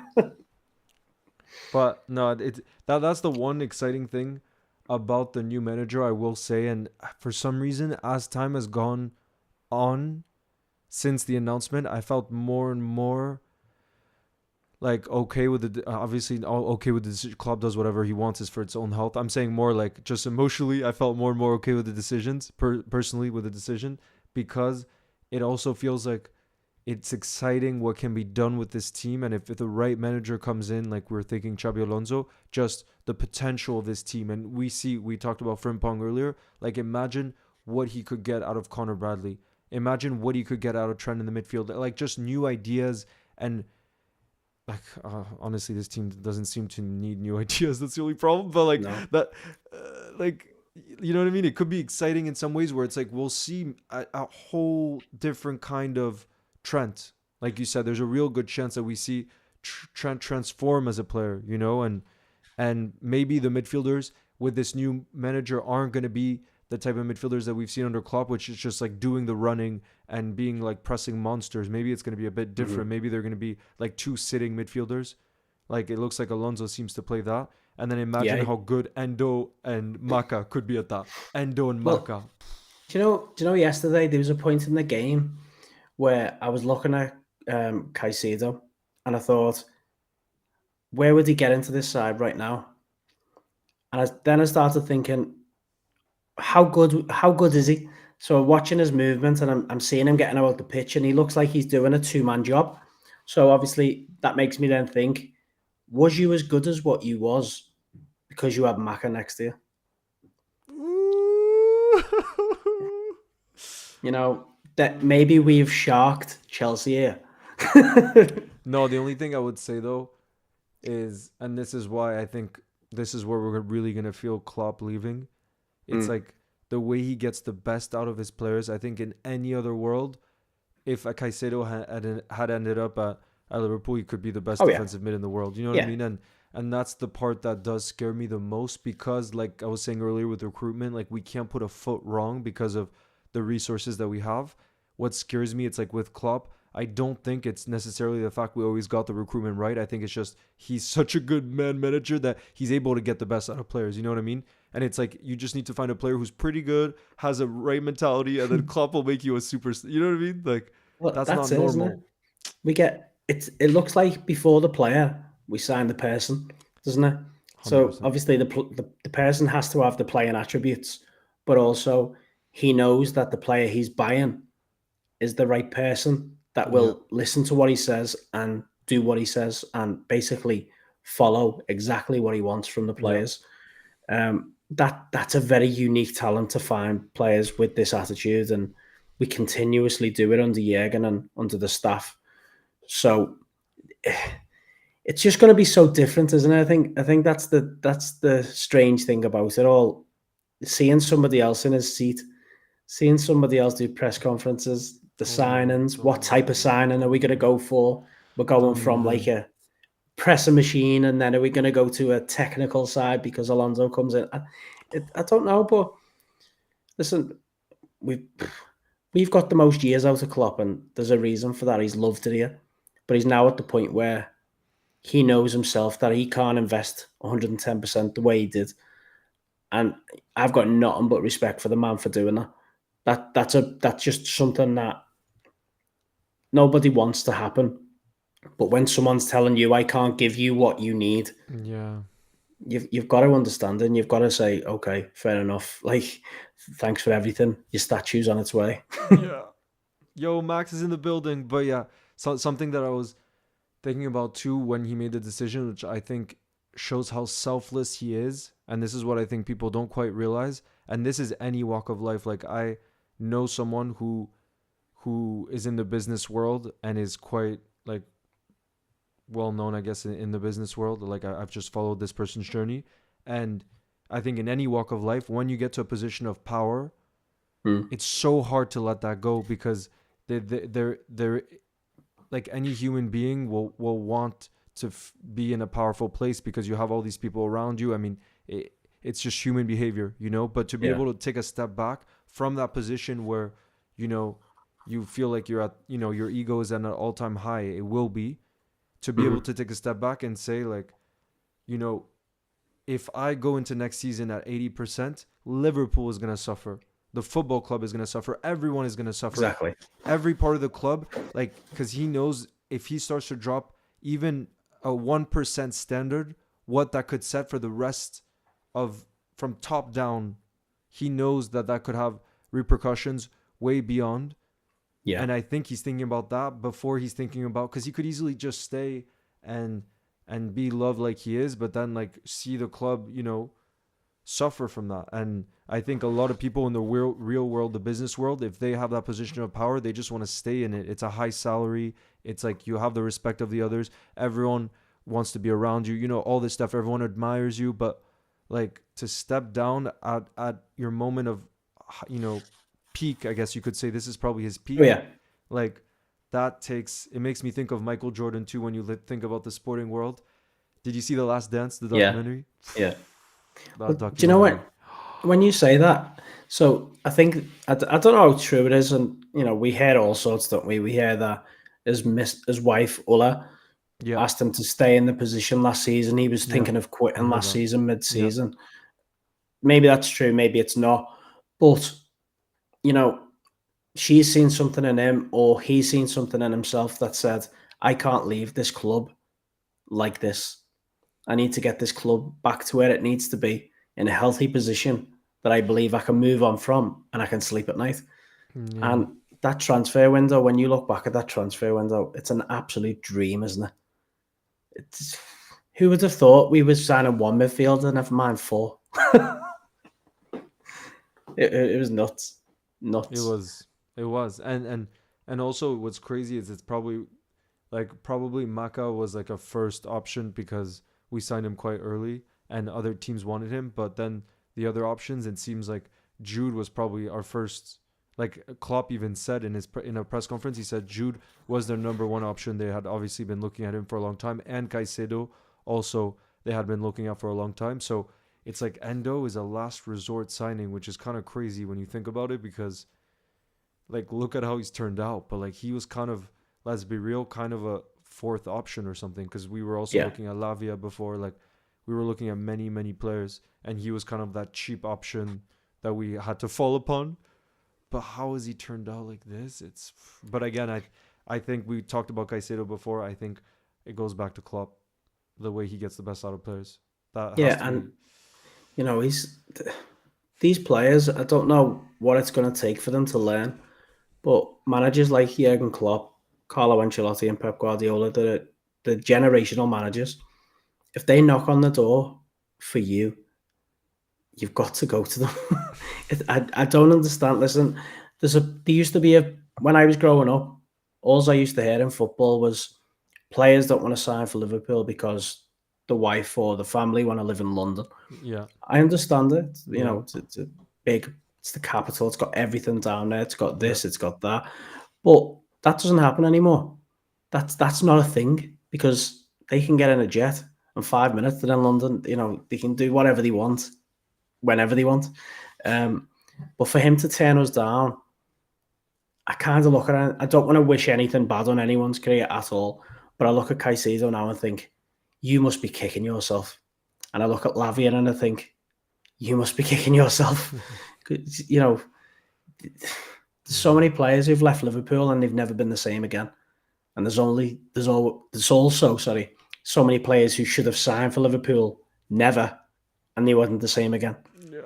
No, It the seems only like thing it's a that you could trend. understand, for example, with the Caicedo one, it's like it seems like now the rules might change, but he signed like a 9 year deal at Chelsea, Oh, which mate. is so absurd, and he's on a really high salary too.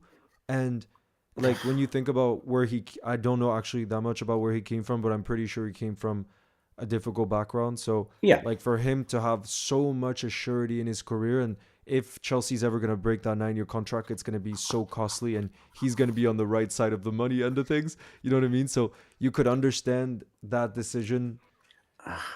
Like I know money I shouldn't can. always be number one, but like a 9 year deal is insane. Yeah, it's insane. It's borderline a joke, to be honest. It is, Um, but I think those rules are gonna change. oh yeah, Yeah. well, listen, they should have changed when Newcastle gave Alan Pardew an 8 year deal. That should have been changed then, Oh my right? god. Sorry to be a savage, but they should have knew then that that has to stop. Um, but to give, listen, yeah, we mentioned he might have had a difficult background. More than likely, he did, and he was going on. I think he was on something very minimal thousand at Brighton to then move to Chelsea for 200,000 or 300,000 pounds a week, whatever the figure is. Regardless of that, and regardless of the security of 9 years, you go to Liverpool for 4 or 5 on a healthy salary. By the way, he was never going to be poor again, Yeah. and he gets the chance to win competitions under a manager who's proven winner. He was going to Chelsea with no assurance of anything.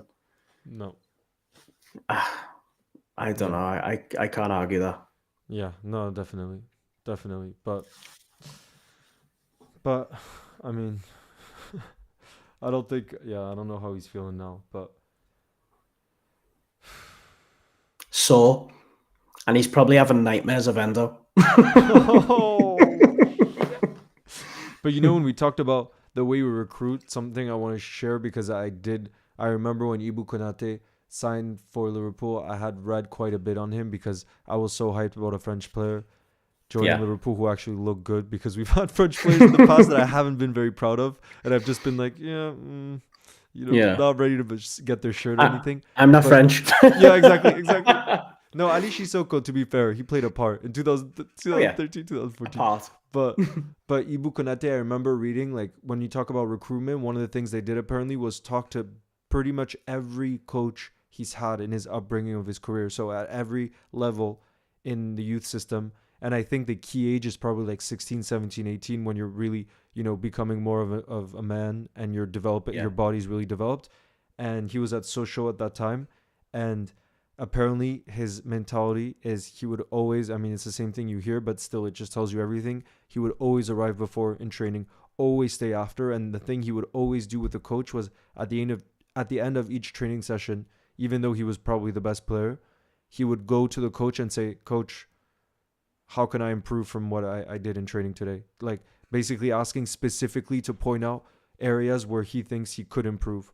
And like that type of mentality, like that's what you want, where no matter how Yeah. good you might be, and we can see the attributes he was gifted with, how physically he has everything you would want in a center back. But to He not take does. that for granted and have that mentality, that's how you become a Liverpool player, elite player who can It's win just yeah. everything. There's so any player like the bet. You always hear good stories about the best players that they always want to stay. They always want to be there first. They want to ask about where they can improve and things like that. That separates players from elite players. Ibu Konate's got every single aspect of his game bang on so far. The only problem he's had is his fitness. Exactly. But the fitness, listen, we forget how young he is as well.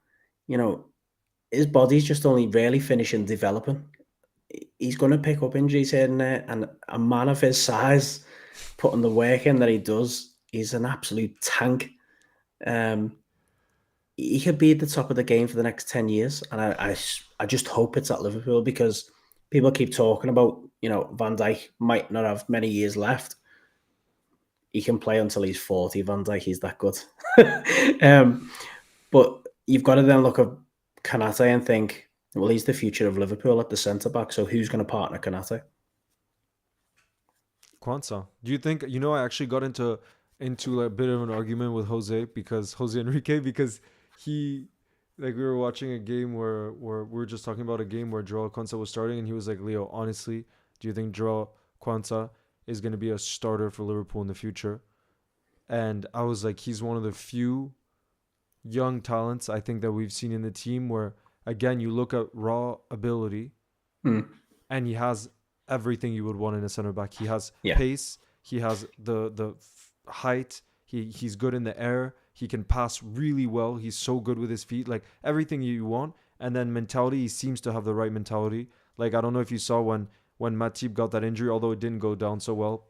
Probably yeah, didn't phrase it the best, but it's still the mentality you want to see where like it when you're playing for the best club in the world, you have to be ready to grasp your opportunity, and he's had his of opportunity. course. And look at the way Klopp has spoken about him. He's been like basically any no matter the size or magnitude of the game, we know Kwanzaa can step up and like be at that level already. And he barely has experience, but like this season, can we really fault him for any performances? No, I don't listen, think. Quanta's gonna make mistakes along the way. He's gonna have bad games. He's gonna have very good games. But what we've seen so far is he's got a career ahead of him at the top end of the game. He's come into a Liverpool side when we've been struggling for injuries Yeah, from top international footballers, and he hasn't looked out of place. And that's the biggest compliment you can give a lad from a Liverpool academy stepping in at centre back against some of the best strikers or wingers in world football. And he's maybe made one or two mistakes in that time. He's allowed to. He's still developing. He's still exactly, learning. He's a exactly. young lad. And I think you mentioned it then. He's one of the handful that I've seen this season, let's say, that I think can definitely have a career at Liverpool. And we've had centre backs in the past that have come through and they haven't quite made the grade because they've No. always been missing a certain attribute. Yep. Now, Exactly. Reece Williams, when he came through, I like the Too look of him, slow. but he was too slow. Too slow. He just didn't have that pace. And I think Yeah. if you haven't got that pace as a centre back, and there's also little bits of your game that we can pick out that aren't the best, it's never going to work. Mm. I can't look at Quansah. Well, sorry, I can look at Quansah, but I can't figure what the issue is. Like, what's the game? What's the side of the game he can improve on? He's so calm on the ball. Yeah. It's unbelievable Like for that for a lad that young. I mean, listen, I think he he's might working be with the best. like I feel more assured when he's on the ball than Ibu Konate, and that says a lot because Ibu is not bad on the ball either. But that's how good like Joao Quanta literally I reminds agree. me of Virgil in the like Yeah, just how calm he looks on the ball. yeah. But I think Kanate at times can look a bit nervous and a bit like, oh, can't he? Do you remember it's Sacco also his was like that a build. little bit? It's Yeah, also and his build. You feel like he's yeah, just he's a tank. You know what I mean? So it's like he's so up here, isn't he? yeah, yeah, yeah, yeah. I remember Mamadou Sakho when he was at Oh, Liverpool. He was the same in terms of when he got the ball. I used to think, ooh, but then he'd zip a ball into the forward's feet, and I think, okay, fair enough. But in terms of Quansah on the ball, yeah, come on. I can't. I'd love to. I'd love to have that chat with Jose because I'd love to hear what, because he's a defender himself. mm. What he thinks his weaknesses are because I haven't seen any yet. I think I don't think he was mentioning weaknesses. I think it was more like Leo, you get way too hype when a player comes out of nowhere, like just like a fanboy, and he's like, you don't understand how difficult it is to come from the academy and actually make it at Liverpool. And he's like, the chances are so low that Mm. to think that he's just gonna do it, he thinks it's just like it's so low that it's like yeah that it's very unlikely. But Well, that's he's what been Johnny's there, hasn't he? asking. Yeah. Yeah, he's been there. Johnny is asking, do you see Kwanzaa and Ibu like we were saying? Do you think that could be? Do you think they suit each other as two center backs? If you're talking about, let's say Ibu is on the right hand side and Jarrell's on the left hand side, do you think they would suit each other as a partnership? Ooh, that's a different type of question. I like the question though, Johnny. I like Yeah, it. For me, I'm just a very balanced OCD person, so I'd personally like to see a left-footed centre back. yeah, But yeah, yeah, I think it's not a problem having Quansah and Kanate and another centre back that can rotate between them because, like we've seen so many times over the last few years, especially we get to a point where we're comfortable with a centre back partnership, but as soon as one gets injured, we're then like, ugh, who's going to play next? So I'd like to see Quanta in and out. I'd also like to see Kanate in and out, regardless of the consistency. Keeping them two fit while they're going through the motions would be great. I don't know if they'll complement each other at the back because I think it's too early to judge that. Yeah, But I exactly. think as an individual, both of them, they've Mm, got everything it takes. yeah, but yeah, I think that's what Jose was mentioning, and that's like another one that we speak about too, because it's always interesting to talk about the youngsters. It's like Harvey Elliott has everything you could kind of want, like the mentality, he has the ability. The one concern actually I have about Pace. him is the not just the pace. It's the fact that he is so versatile that Yeah. Position. that Yeah. can really sometimes hurt you because I don't know that I could tell. I think maybe his best position is right center mid, but then again, it just feels like he gets moved around so much that he'll never really get to have a proper run in one position, and that as much as like people talk about how oh it's so good that he's versatile, it's such a great asset to have. In some ways, I think it can hurt you as a player as in your development because you're kind of seen as this utility player. But if you want to be Definitely. a Liverpool player, you need a proper run in the team. You know? Definitely. And I think, listen, I love Harvey and I'm a massive fan of his. But every time I have this conversation, it's what you've just hit the nail on the head. It's the same conversation. What's his best position? Yeah. Um, he's not a right forward like Salah. No. He's just not. He just hasn't got. For me, he hasn't got the pace to do that. And I think you've got to have a little bit more about you than he has when you're Mm. playing on that wing. Like you can Yep. see Salah Yep. chopping in and out. Um, and I see Harvey playing on the right centre mid. And I think, okay, you can do that job, but can you do that job ahead of McAllister? Can you do Exactly. that job ahead of Ahead of Sabasai. Soboslai? No, is the answer, isn't it? And he's not getting any. He's still a young lad and he's still got a lot of years ahead of him. But He's 20. Yeah. yeah, I just Yeah. he just doesn't nail that position down for me, and I think that's always going to be his downfall at Yep. Liverpool. And if a manager comes in and sees that, and he does get a little bit fed up of not being in the side as much, might be a problem. But Yeah. yeah, I'm with you on that one, man. Yeah. Johnny, I hope you're doing well too. He said, I hope you're both well. He says, do you think Endo will sign an extension? Because post match yesterday, Klopp said his passport might say that he's 31, but he's an absolute beast. And he thinks that he's going to sign a contract extension. How long was his deal? I think it was a 3 year deal. Pretty sure. Let me double check though. I'm pretty sure it was 3 years. It expires in 2027. He'll Oh, be 34 and he's 31 now. So yeah, I think it's in 3 years. Right? We're in okay. 2024. Yeah. Yeah, yeah. 2027. Yeah. Well, I think he will be one of them players that plays mid 30s because he's that type of guy who, from the looks of it, you look at him, he looks after his body.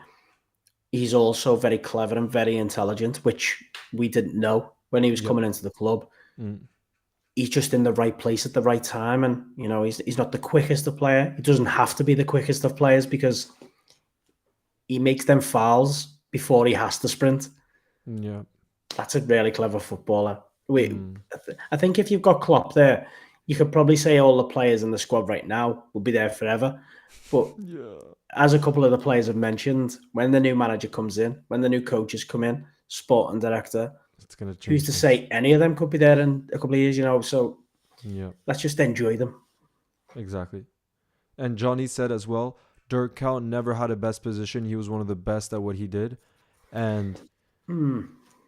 and then he says, "Okay, to be honest, I didn't realize it was actually 2027, so really happy about that then." Yeah, I mean, yeah, 2020 I, to be fair, like 30 to be able to play till 34, 35, that's already like for a defensive mid where you really need yeah, legs in the midfield, I think it makes sense that contract. Like yeah, if we're yeah. honest, I think it's a cuz he good deserves. shout with the Dirk one as well. But Mm, I always found that Dirk's best position was on the right hand side, bombing up and yeah, down. me He too. provided the energy that we needed before the modern day wingers. And that's the thing too with Harvey. It's like you talk about modern day wingers. I'm at least Harvey today is not a lethal finisher. You know what I mean? He's Yeah. not a lethal finisher, and that's what you need to be. And actually, I would love to hear your thoughts too on Luis Diaz, because it's kind of felt like he's gone kind of a lot of hate this season, and I not hate, Mm. sorry, criticism. Yeah. And I personally think it's unwarranted, because I just feel like you go to see games live and you see the impact he has. If you watch him on TV, I don't think you see the impact as much, but the guy gives everything, Yeah. There and was he's a so much more than goals and assists. there was a point yesterday where he couldn't run anymore. He done it was an extra time, and I think he run about 40 yards through the middle Yeah, of the pitch yeah, and laid it yeah, off to Gakpo, who yeah, unfortunately skied it. And after that, he was just like, I've got nothing left. I think it's a bit of an overreaction. It's an overreaction, and people always find someone that they want to point the blame at if something's not going quite right. yeah, I think what we have to agree is with on Diaz is he doesn't beat a man as often as he should. In my opinion, that is anyway.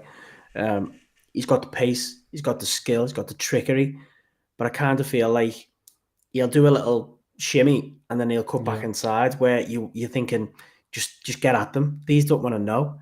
The defenders definitely don't want to try and keep up with your pace. I think I don't know. It's a bit of a frustrating one with him more than anything. You can't criticize him. Bloody hell. No, The guy gets in so many chances, so many opportunities. If his numbers start creeping up, which he's already on 10 plus, what more do you want? yeah, You no, know, and every yeah, and we also have to like consider when he first, what was it, the 6 months that he was on mm, absolute fire, and yeah, then injury. the beginning of this season, the injury, and then what happened with his dad, like we have to take that into consideration. Like Uh, these players are human beings, and especially someone like Lucho, you can tell how much he plays on emotion. yeah, So yeah. it feels like it would It's impact such him a more too than others in some ways. it's such a South American vibe, isn't it? Like they play with the heart on the sleeve, don't they? The fire in the belly, the hunger, everything is there to see. And you can see it on the pitch when he's playing how much that means to him to be playing in front of them people. Um, that injury was he was in a really good moment of his Such a career good when that moment. happened.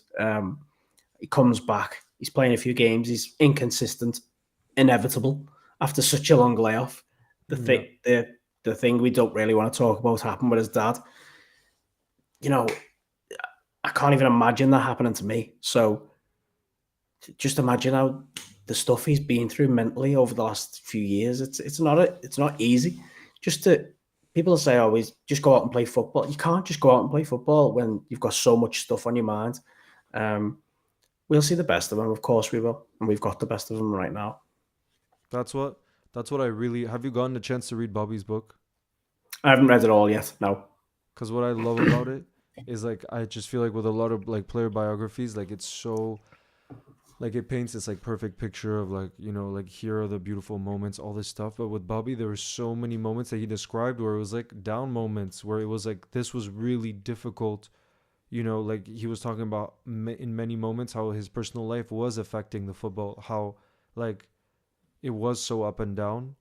And I think we sometimes forget that, especially like at this level where it feels like you have no room for error. It's like we Mm, treat these players like robots. I think yeah. also this rivalry with City has made it even more so, where it's like a player has a bad game and it's like our entire season's ruined. You know what I mean? And if you think like that, then you're saying these players have to be machines, because if we're talking about winning 38 games in a season, like that is not normal. That is not normal. But it feels like again this season it has to be that way. Like it's just insane. It does. And it's going to be exhausting again, isn't it? Oh But God. I, I think if there's one year that we get it over the line on the final day, it would be this one. My only concern with the league title right now is the squad. And, we have the squad to compete. Of course we do. But the amount of injuries we're picking up in such a short space of time, there's only so many games that these young Yeah. lads can come in and do that job, or there's only so many games you can get that balance right. I hope I'm wrong by the end of the season. I hope we're lifting that.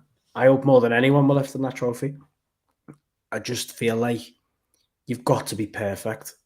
You've got to be perfect, and City will get over the line regardless, won't they? It's just how they are. They're just the oil. Well, They they're a do seem like machine. they do seem like robots though. Like you, I Yeah, was I remember I saw a story about how after they won the Club World Cup, it was the city's first time I think winning the Club World Cup. It was in December, and Pep was really worried about the Burnley game because it was 3 days later and they had to travel and everything. And he says he goes back on to the bus where the players are, and he was expecting drinks. He was expecting like partying. They were yeah. talking tactics about Burnley. This is right after winning the Club World Cup and winning like all the trophies they've just won in that year, whatever. And they're talking about Burnley away without him being there. So it's not like showing off to him or him saying let's talk about Burnley. It's that they want to. Yeah. It's a Such great it's robots. so Such competitive, robots. and it's Pep's way of thinking. Only like we've said so many times, only elite managers can get so much out of these players. Um, and listen, we know how much they've spent, and we know how much they've done behind closed doors. You've still got to have consistency. You've still got to have a good manager, regardless of what you've spent. Um, we've just got to make sure we keep doing our job, haven't we? That's it, isn't it? Got to get over the line. Got to find a way. That's the thing. If we want to win the league, we've got to find a way to win the league. And like you said, like really to share. Like I think you started kind of the live like this where like we just have to cherish every single moment because Exactly. we're so blessed right now to have all these memories together. Like yesterday, like felt so special. You know what I mean? It just felt like something that could only happen to Liverpool under Klopp. It did. You know, It did. and I that's why can't everything see is so that. good. And I don't think I'll ever see that again. That's don't how. say that. No, not downer on it. What I Don't mean say is, that. I don't think I'll ever see such a unique trophy win again. And because that when have you ever seen a squad so down and out? Maybe Barcelona, okay. When have you ever seen a squad Yeah. so down and out, and then throw a load of teenagers in and win a trophy against the side that spent £1 billion? In that sense, I mean, it's unheard of. But he done it. He got the best out of them players. And what was amazing, you should have seen the reaction in the chat because it was crazy at that moment when Klopp made that substitution. I'm gonna be honest, I was like the what's going on here? You're making a triple sub with all these youngsters, and it was like a crucial moment in the game. And I'm like, Yeah, Klopp, are you losing your mind? And I think a lot of the chat was like, yo, like we're throwing away the cup here, you know? yeah. And then like within 2 minutes, especially for me, the one that I know Jaden Dance had that header where he nearly scored. For me, McConnell was the one that stood Wow. out the most because of how Yeah. composed he looked. Like every time he got on the ball in his transitions, it felt like he was just playing in training, just like coolly, like It controlling the was ball like this. And I was like, yeah, now I feel calm. And that moment when Kelleher played it to him and he like dropped his shoulder, turned and ran yeah, straight through the middle. yeah, I I went, think that's the wow, moment I'm thinking of too. Yeah, wow.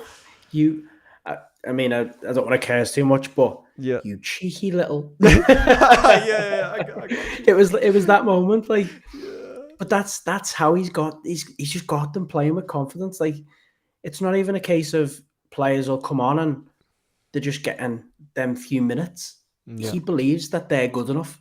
It's not just a Mm-hmm. sympathy of throwing these kids on. They're good enough to be in that squad, regardless, and they feel like they're good enough to be in that squad. And you just don't get many of that, do you? You'll get maybe one on the bench at like a United or a City, Yeah. where they'll come on and they'll have a few minutes, and you think, "Oh, good player." We've had about 4 or 5 on the bench, and they've come on, and you thought, "Good player." It's crazy. So and actually, I'm seeing Damon's vlogs and games. No, sorry, Ronit, who's talking about the 4-0 against Barca, 7-0 against United. Since it's getting a little bit late, I was thinking maybe the way to finish off the day because I was talking to Lazar as well, who's part of the Liverpool goals team about like yesterday and where we would rank it in our favorite moments under Klopp when you talk Ooh, about games. When you talk about games, and when I saw when I see here Ronnie mentioning the 7-0 against United, 4-0 against Barca, I want to ask you the question, like for you, if you had to look back at like the top 5 moments, I think maybe we can easily put the It's 4-0 definitely Barca. in That's like top. an easy one to put in there. Yeah. And Then the 7-0. then the 7-0 easy. Like It has to be. that will be talking to our grandkids about. You know what I mean? That's the level. Okay? You just, So that's just that's such a unique thing to happen in our life to beat. It's our biggest rival. Listen, City is in terms of the league table, the biggest rival. Everton maybe in a different sense, but Man yeah. United is the biggest game. Every Second biggest time, team in England, so every time the fixtures come out, it's crazy. Maybe I'm just a bit old, but I look I look for United when we play them home and away. Then I look for City, and I think City's our yeah. title Yeah. contender. That's the Exactly. game we need to Exactly. win. But I also look at United for the excitement of it because of the hatred there. Mm, That's definitely second. I don't think anyone will ever beat that one for me. yeah. So then, here's the question, guys. I want to hear in the chat too if you had to rank your top 5 favorite moments under Klopp, and that's why, like, I was talking to Lazar, and he was saying, "Yeah, no, I think yesterday goes into the top 5." But that's why I'm curious, guys. Let me know your top 5. Let's say There's, matches, because if you there's say a really good moments, one there. There's a really good one there. Lallana versus Norwich away. yeah, In terms of the importance of the but we goal, I drew. Oh understand no, why they've wait, was said it that. 5-4? We Was won it 5-4? 5-4. Okay, 5-4. Yeah. Yeah, okay, okay. But it's Um, not going to be in my top five, but I'm going to throw it in there anyway. One of my favourite moments is that Mane goal away to Arsenal. yeah. It When you it just always comes back to me. If I ever think of goals under Klopp, that was one of them because he was the start of the revolution. Mane under Klopp, he was that exciting, that flair exactly player who just score from anywhere, turn you inside out, smack you on the bum as he runs past, finish the goal. It's just, unbelievable.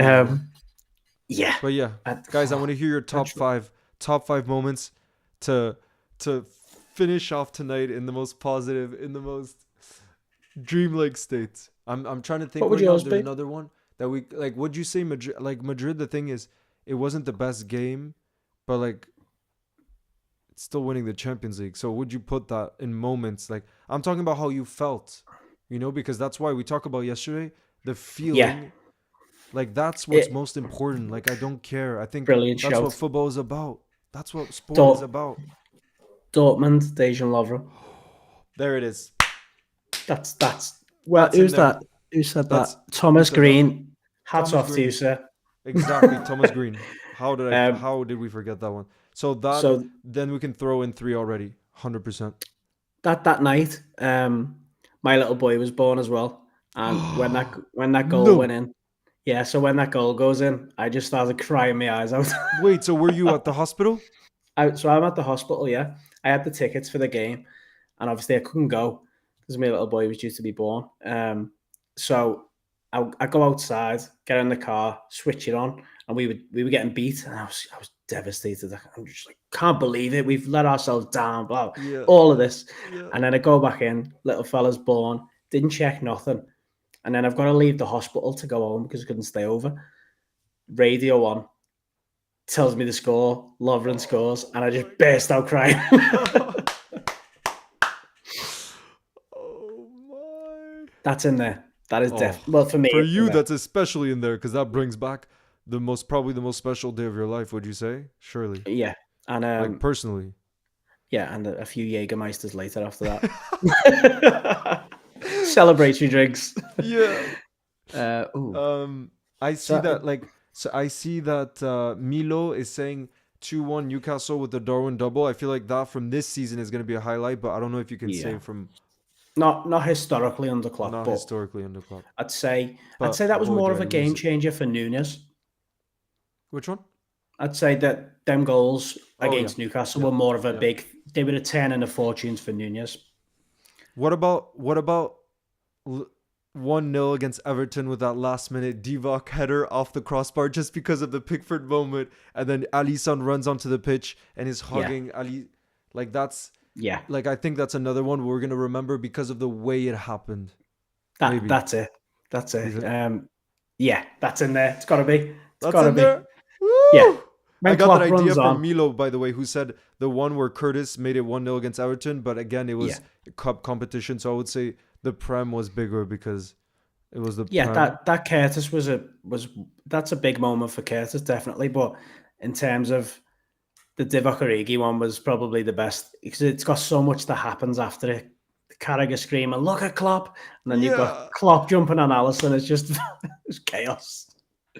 It was incredible. So what, that do we have 4 then?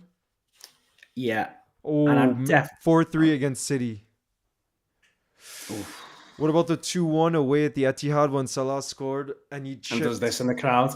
He does this and the flares are there and he's in front of the away end. That's up Uh, there.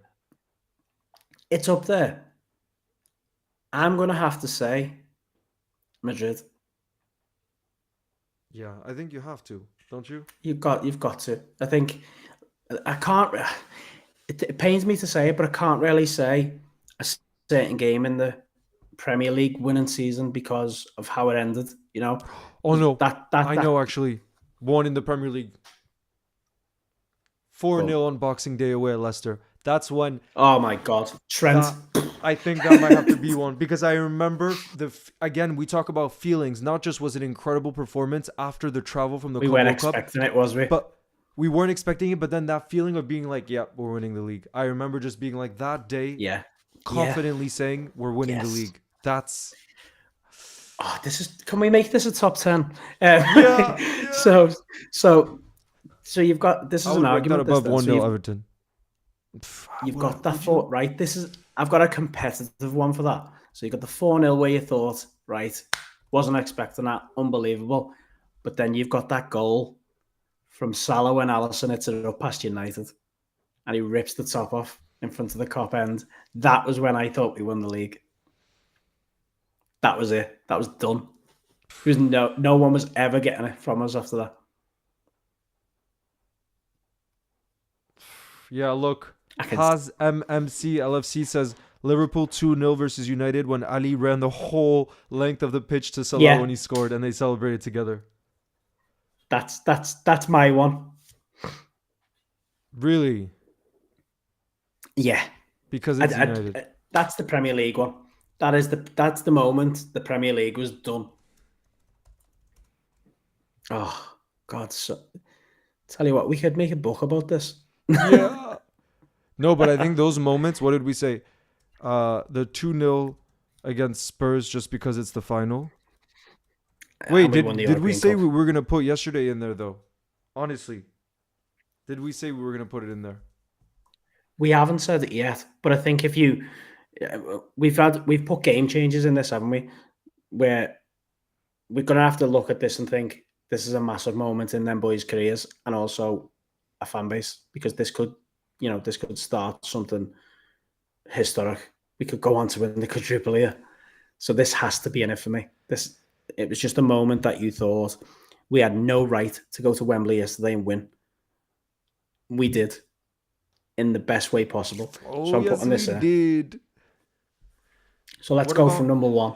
What about So we're Maysam going. says this Salah solo goal against City? We didn't talk about that. I know it was, I think we drew 2-2 that day. We didn't win, but that goal, I think That it's goal is the unbelievable. best goal. I But think it's the best goal in the club era. I yeah, really think so. but it's The best. it's the best goal in a Klopp era, but it's not something that you put in the 5 historic moments of Klopp, is it? It's not something where you look back in 50 years and say, remember that. Well, you Yeah. remember the goal, but it didn't do anything for our ambition at Alisson that header. time. Alisson header. Oh shit. No. Kira. Kyria, I think you've just Oh, changed it you just all. killed And us. that's for Champions League. That was such an no. And if you talk about emotion, that's Oh, probably the most I've lost it.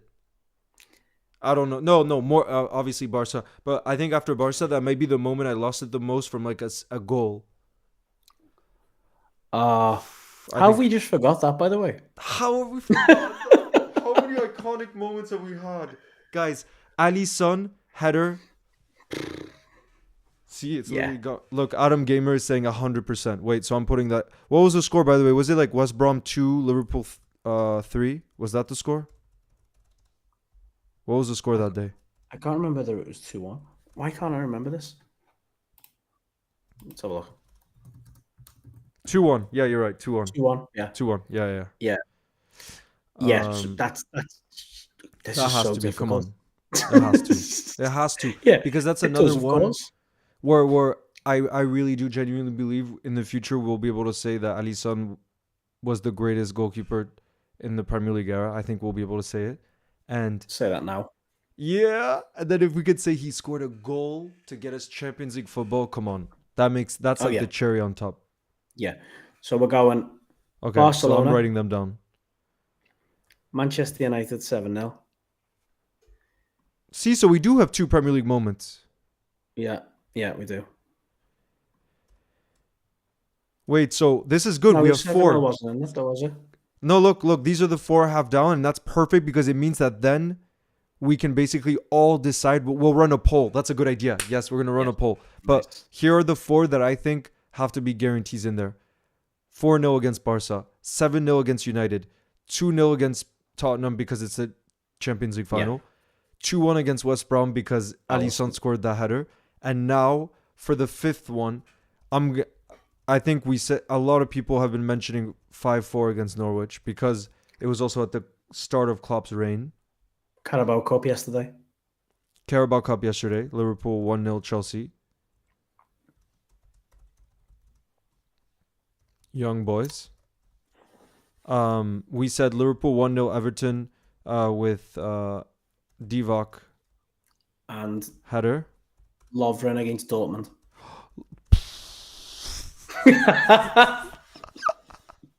guys, look, these are the 4 options that are going to be running the poll, but let us know in the chat if there's one that you think should replace another. I'm hearing Liverpool 3-0 City. I do have to say that's, for me, I have to put that above like the Norwich one, just because that for me was the pinnacle. I think if you think about pinnacle Liverpool Champions League football under Klopp, I think about that day, the 3-0 Ox scores from outside the box. Like we just like the way we just looked like nobody in the world could beat us. Like Yeah. that's what I think about with that game. What do you think? Should we put that in the poll? Brings back so many good memories, you know. Yeah. Do you think we should put that over one of the 4 moments? The over the 4-0, no 4-3 Norwich, Lovren against Dortmund, Divock header, or yesterday? Of the Norwich. Over Norwich. Yeah, I agree. Yeah. Okay, so I love the Norwich one. But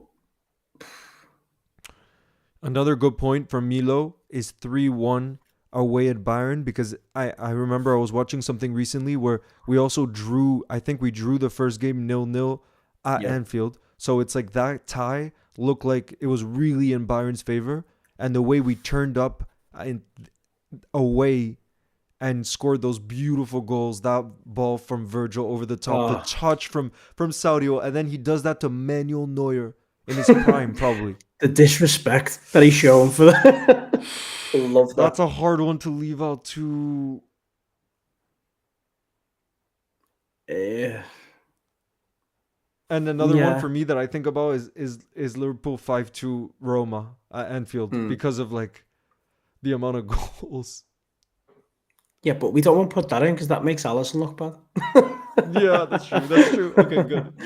Waffleman is saying Rangers 1-7 Liverpool. What would we be? Nah, but no. I love that game, and I loved making a show of Rangers, but we could do that tomorrow if we wanted to. Yeah. Oh, I'm seeing Lucas is saying 9-0 against Bournemouth. Yeah, listen, it's a ridiculous game and it's a ridiculous scoreline. But they were rightly put to the sword that day because they were that bad. Yeah. Wait, so I think these 4 moments are the ones we're going to run the poll, guys. 3-0 against City. Yesterday, the young boys against the £1 billion Chelsea. The Divock header. The billionaire, what were they called? Billionaire bottlers. The billionaire ballers. Okay, guys, we're gonna run a poll. I'm trying to think though if there's one that we're. There's got to be one that someone points out.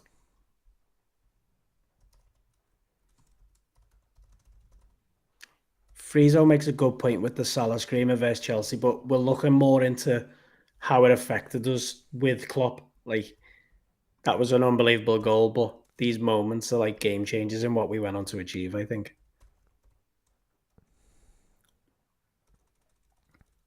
Yeah, Thiago's finish was unbelievable. So.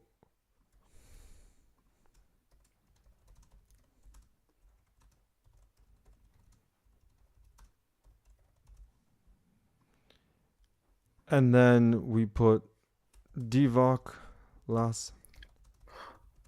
What a guy.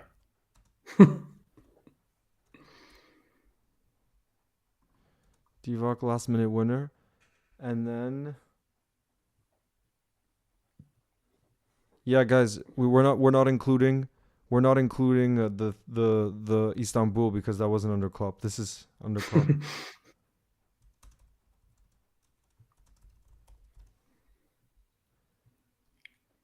Ooh, the 5-0 Old Trafford is a good shout too. That is a good shout. Of course, that's a good shout.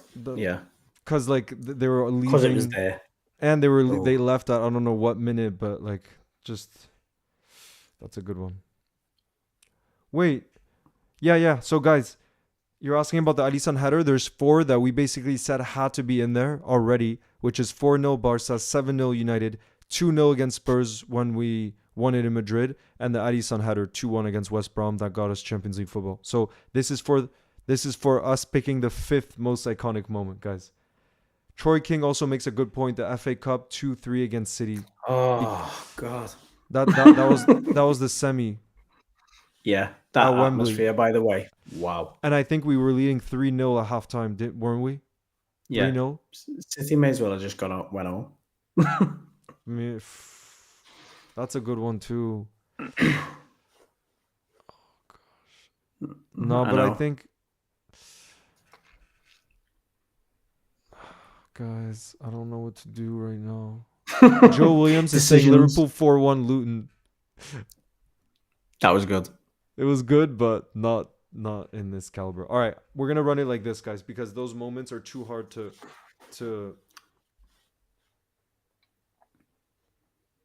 bring out. Why don't you talk about? We got a Villa fan. Who wants us to talk about the 7-2? The 4-3 against City was special too, because that was like prime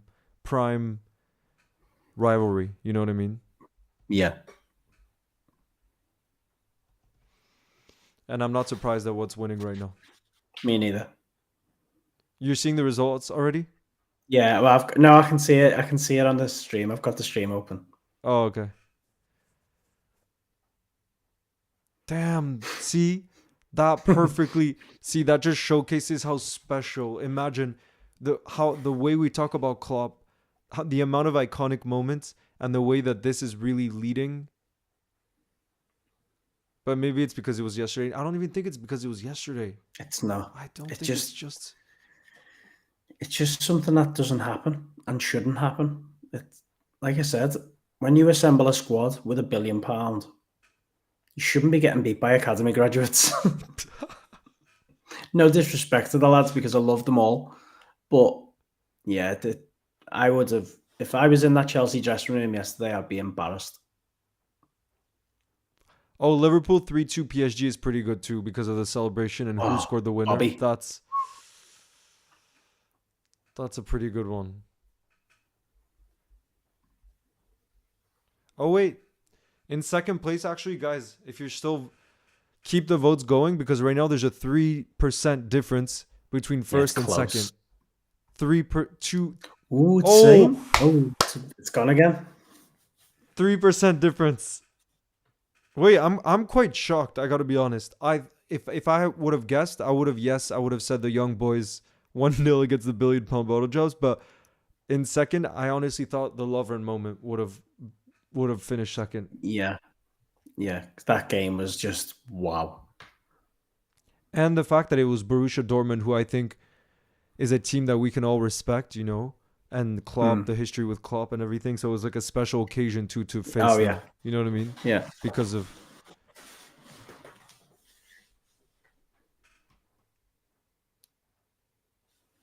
It's good seeing this.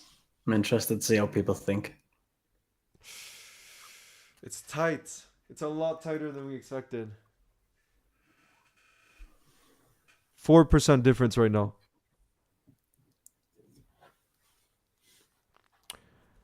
Haz MC is saying Liverpool 5-1 against West Ham in the EFL quarterfinals.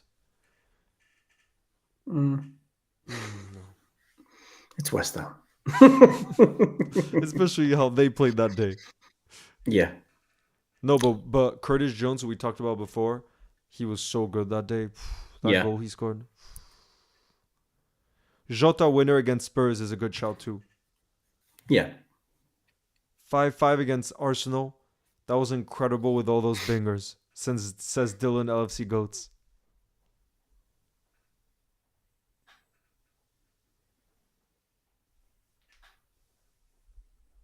2%. No way. Are you seeing the results right now? Are you seeing the results? It's swinging. Yo, we're seeing a great comeback right now. This is a comeback for the ages. Whoa. It's tied right now at 37% after 60 votes.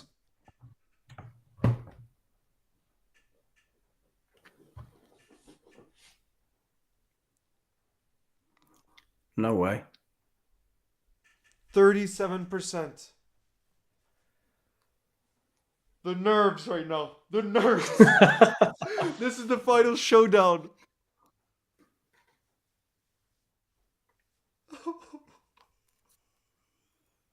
Oh, Why is this so exciting right now? it's up and down, isn't it? Divock. Out of nowhere. Out of nowhere. We didn't see that coming. Clutch Divock. No. Now look, now the young boys are back. Now the young boys are back. That is mad. PE, you can only see four choices because I'll put it in the chat right now. We pretty much decided on the other 4 moments that we just couldn't leave out, basically. Yeah. Daily Aura says the GOAT Divock Origi, of course. But yeah, guys, if you wanted to see, these are the 4 I put in the chat. The moments that we just couldn't leave out. So basically right now we're voting for the 5th most iconic moment or game in Klopp's reign, which is an impossible task. Like, yeah, Jesse, that's the thing. It wasn't just the fact that it was 1-0. It's the fact that the way it happened, like to bounce off the top of the crossbar is so insane. And then in the last minute, and Klopp running onto the pitch. That's why, like, I want to hear your thoughts, but I was at for the game against Arsenal when they beat us this season. I really could not understand why people were getting riled up about Arteta celebrating when, like, if I get a big win over Liverpool, who were pretty much undefeated this season, I'm sorry, I'm celebrating with my team. Yeah. I would. How can you not celebrate?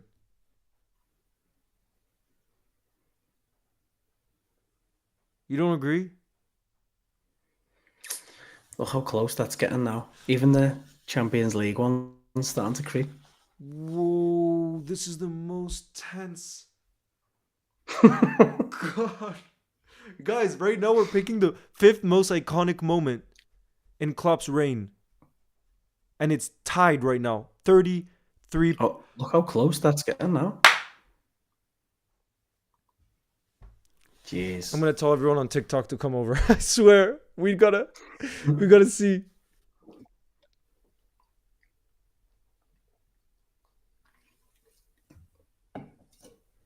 Guys, make sure you come onto the YouTube channel.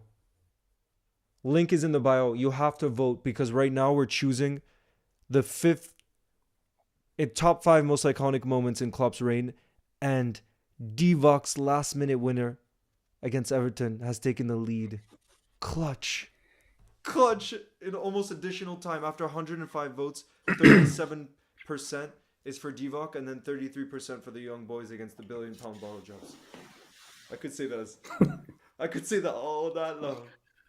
I know, it's so cool, that isn't it? Gary Yes, Neville has brought out an iconic shout. Yes, he has. I swear, I think he has a soft spot for. He does. It has to be Divock Origi. What is this disrespect?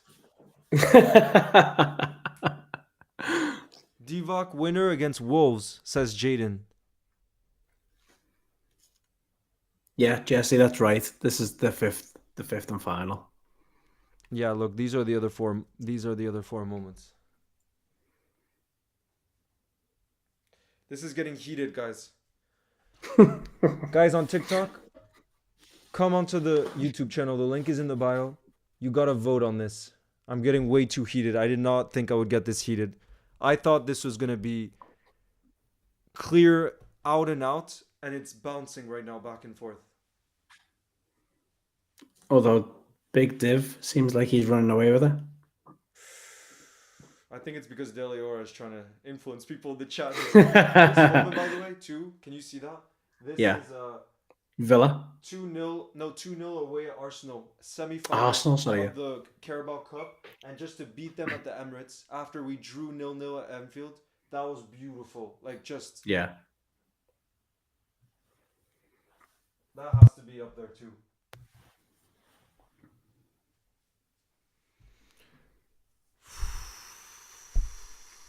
Okay, how I think about you we might say... have just said that.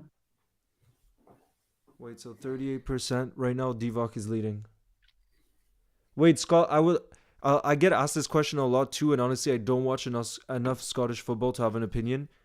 What are you choosing between Celtic and Rangers? Ooh.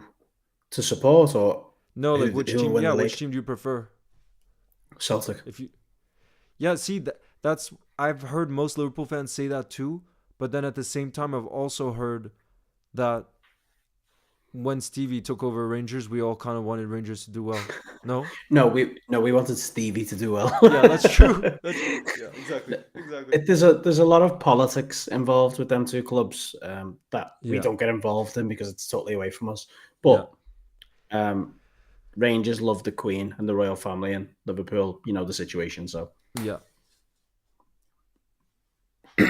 Dilior says football without Divock is nothing. You're trying to influence the chat right now, Dilior. I swear to you. You're trying to have that influence. Gaming Salah, is there new news about Wataru Endo? Let me check. everybody's stress. loving the 9-0 against Bournemouth, though. Yeah, I'm surprised because to be honest, for me, it doesn't come close. It doesn't come close to the other ones.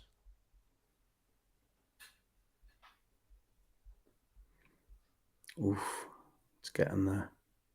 It's getting close again. 2%. No, I can't. Guys, I thought we were gonna reminisce, have a chill end of the night. Now my blood is pumping, and I'm not gonna be able to sleep. This is right before sleep. Don't do this to us, guys.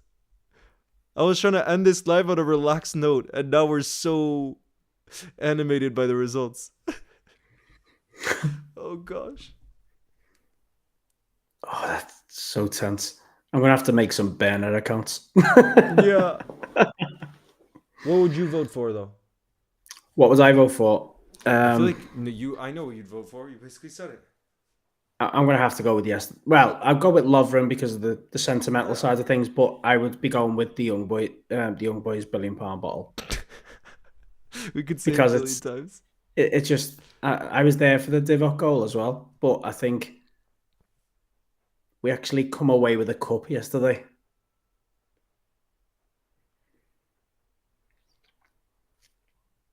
And that it's Klopp's farewell season.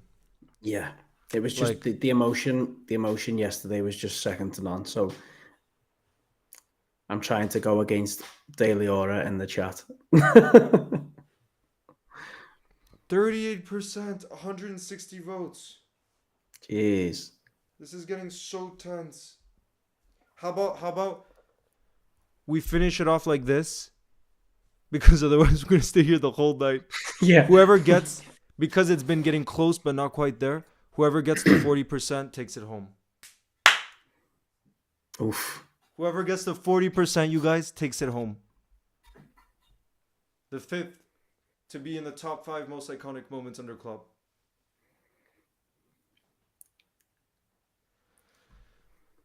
Oh no. Do you see this? Yeah. Oh no. We're gonna stay here all night. I shouldn't have said that. We're literally gonna stay here all night. Oh no. You guys are gonna start voting for Lovren against Dortmund to break the numbers to make it more even. Guys, if one gets to 40%, it's game over. That's the rules that we're playing here. It's game over once it gets to 40%. Delior is still doing PR for Divock right now. Delior is on communications duty right now. Are you his agent? Yeah, I know, right? Yeah, Jet X edits. We have that in there right now. I don't know, Delior. I don't know if you ask Klopp. I wonder what he would say if you ask Klopp. I feel like he might say the 5-4 even against Norwich because he broke his glasses that day. That was so funny. And that epitomized everything you love about Jurgen. You know what I mean? Like to break your glasses, celebrating. Yeah.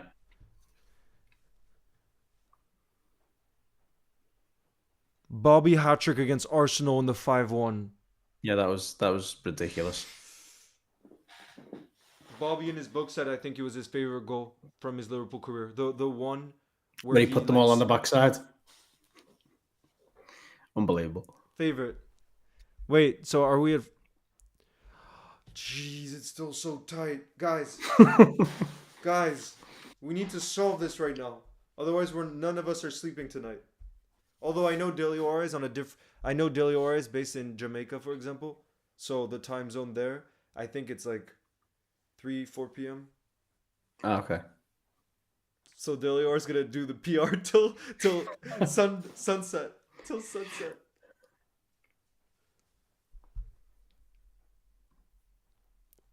Jeez.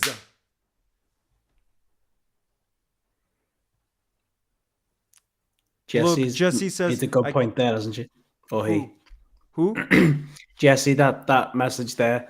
Can't stop smiling, thinking about all the good moments. That's exactly how we feel. That's why I thought it was gonna be such a nice way to finish off the live, and now we're just like, oh, now it's back. Oh God. I'm just gonna get my pillow. I'm gonna get my. No, What's we're gonna get to 40%. I just know we're gonna get to 40%. Let me tell him. Yo, Suede is in the building. Guys on TikTok, come onto the YouTube live. The link is in the bio, and you can vote there for your. Jeez, it went down again at percentage point. Guys, come onto the live on YouTube to vote because right now we're choosing the 5th most iconic moment, or like in the top 5 because we can't put them in order. And the 4 choices that we have is Liverpool 3-0 against City, which was just Champions League greatness. That's us probably at our peak when we felt like we were undefeated. No, sorry, unbeatable in the Champions League. Then there's Young Boys against the billion-pound bottle Jobs. Then we have Divock Origi, last-minute winner when Klopp runs onto the pitch. And we have Lovren against Dortmund, the 4-3 comeback. Mr. Tumnus. Dan Pullman's in the building. Nice to see you. Can I just give my thoughts on that Mr. Tumnus message there? Yeah. Thoughts on Steven Gerrard, what he has to do. In my opinion, he has to come back to a job in England or Europe, get to the top end of where he needs to be, prove himself, winning things, then maybe take on a better job, and then Liverpool. I think he's that far off. He's that far off. Yeah. What's crazy though, it just shows like hindsight in football. If the timing had been different and he had just, this is something I think about like quite a lot since the announcement happened. If Stevie had just stopped Celtics run and won the I title know. with Rangers, you best believe every single Liverpool fan would be saying Stevie G to take over from Klopp. It's Yeah. just crazy how, like, what's come after. I think we might have to settle on Divock. I think we're not sleeping tonight. Guys, yo, Sway, nice to see you. You're saying still buzzing about yesterday. Oh, yes, we are still buzzing.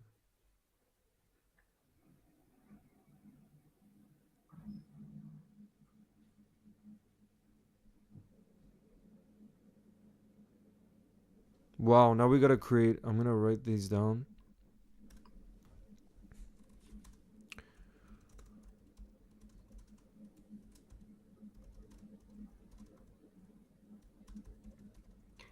Farhan, just so you know on that answer, I think Leo will be coming over. I don't think he'll miss that for the world.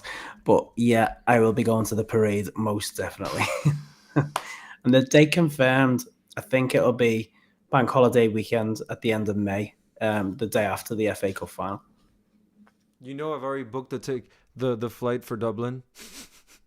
Good guy. Because I found cheap tickets. I was like, you know what? Just I gotta go for it. Yeah. But damn, I didn't realize though. That means that I don't even know if that's gonna be tough for the parade.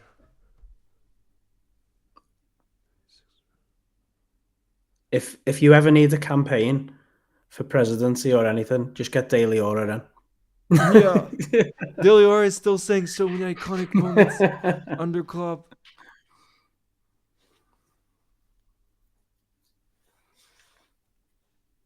But yeah, honestly, I think we got a winner.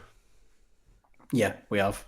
I think we have a winner just because of how long Divock has stood in first place. But right now, guys, 218 votes.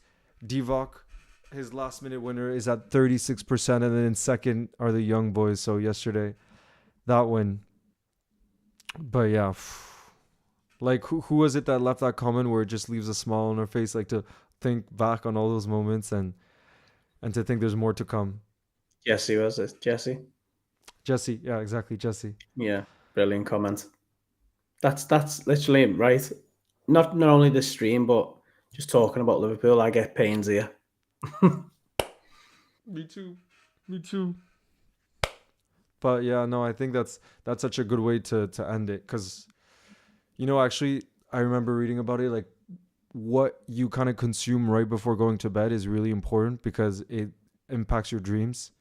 Yeah. So guys, whoever is on this time zone, I think there's a chance we dream a little bit about Liverpool tonight. There's a chance, just because of what we've been talking about.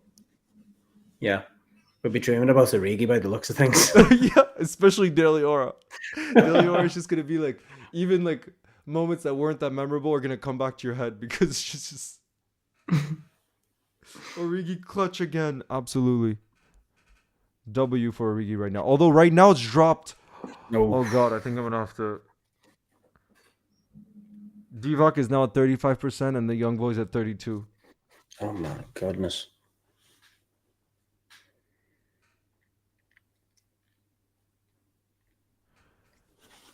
Jalapeno is in the chat. And Jalapeno just gifted 10 memberships. Big up Jalapeno. Gifting 10 memberships. Nice. Gosh. W Jalapeno in the chat right now. Because I know Levy really wanted a membership. And same with Dan Pullman. So Dan Pullman was gifted a membership. Farhan, Leverkusen. So maybe that's Xabi Alonso undercover. Jesse. Levy. Richard. Mohammed Edits. Maureen. Mathieu's goals. See, we are the Origi army. I don't know. Now that we're sticking on, I'm a little bit scared. The City 3-0 against The Liverpool 3-0 City is coming back up at 25%, which means that now there's only 1% difference. Oh my god, guys, there's a 1% difference. The scenes. No! Duh! Guys, a last minute equalizer right now. 30. We're tied at 34. The young boys have done it. Oh my They've God. taken the lead again. After 255 votes, guys, 255 votes. Should we maybe let it get to 300 votes and call it quits? Yeah, let's do 300 votes. Guys, at 300 votes,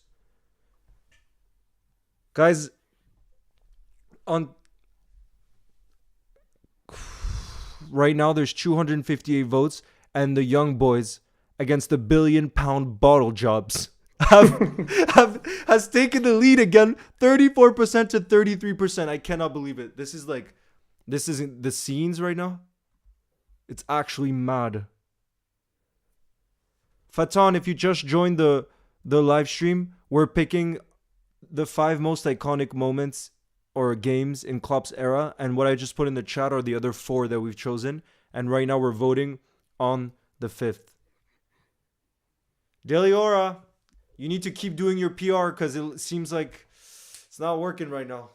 You need to keep trying to convince people. Damn, it looks like on TikTok there's just United fans in the chat right now. What's going on? It's just United fans. All I see is just United.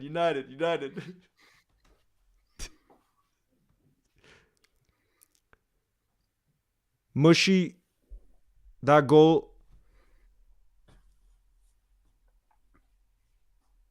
Mushy saying Lalana goal last minute winner versus Norwich has to be mine. Yeah, that was an honorable mention, but it didn't make it to the poll. Yeah. We're tied at 34% again. No way. And like Dom said, it's going to be called at 300 votes, guys. At 300 votes, it's going to be called. So right now, we're still tied at 34%. Oh. Guys, why am I so riled up right now? What's going on?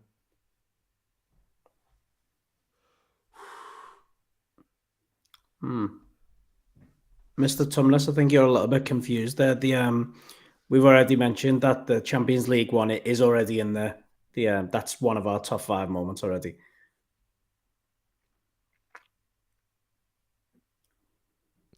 And Deliora, you who loves Divock, to be fair, we already have a Divock moment in there. I think the best part about that final, from like the celebrations point of view, was when Divock scored the second, and we just knew it was done. You know what I mean? And just like the celebrations of that Divock finish. Joel Matip with the assist too.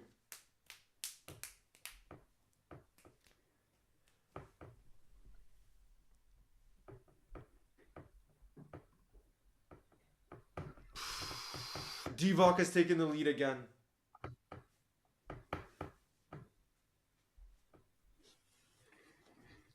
Dan Pullman is saying this is more tense than the cup final. That's how it feels right now, to me at least. I'm gonna have to go into a bit of a breathing session before sleep. I swear to you. Oh gosh. Yeah, we've taken you to extra time, definitely. We're at 284 17 votes votes to go. And now Divock has taken a 2% lead. Daily R says Divock has at least top 5 iconic moments under Klopp's reign at Liverpool. It's true that last minute winner against Newcastle 2 at St. James Park is one that comes back that also was special. Because that was in a season where it was all a 1 point difference with City, so we had to win every game. This is so close. Guys, make sure to, wherever you're watching, make sure to take a deep breath, okay?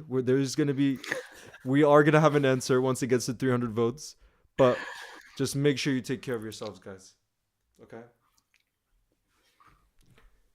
Guys, it is so tense in the house right now.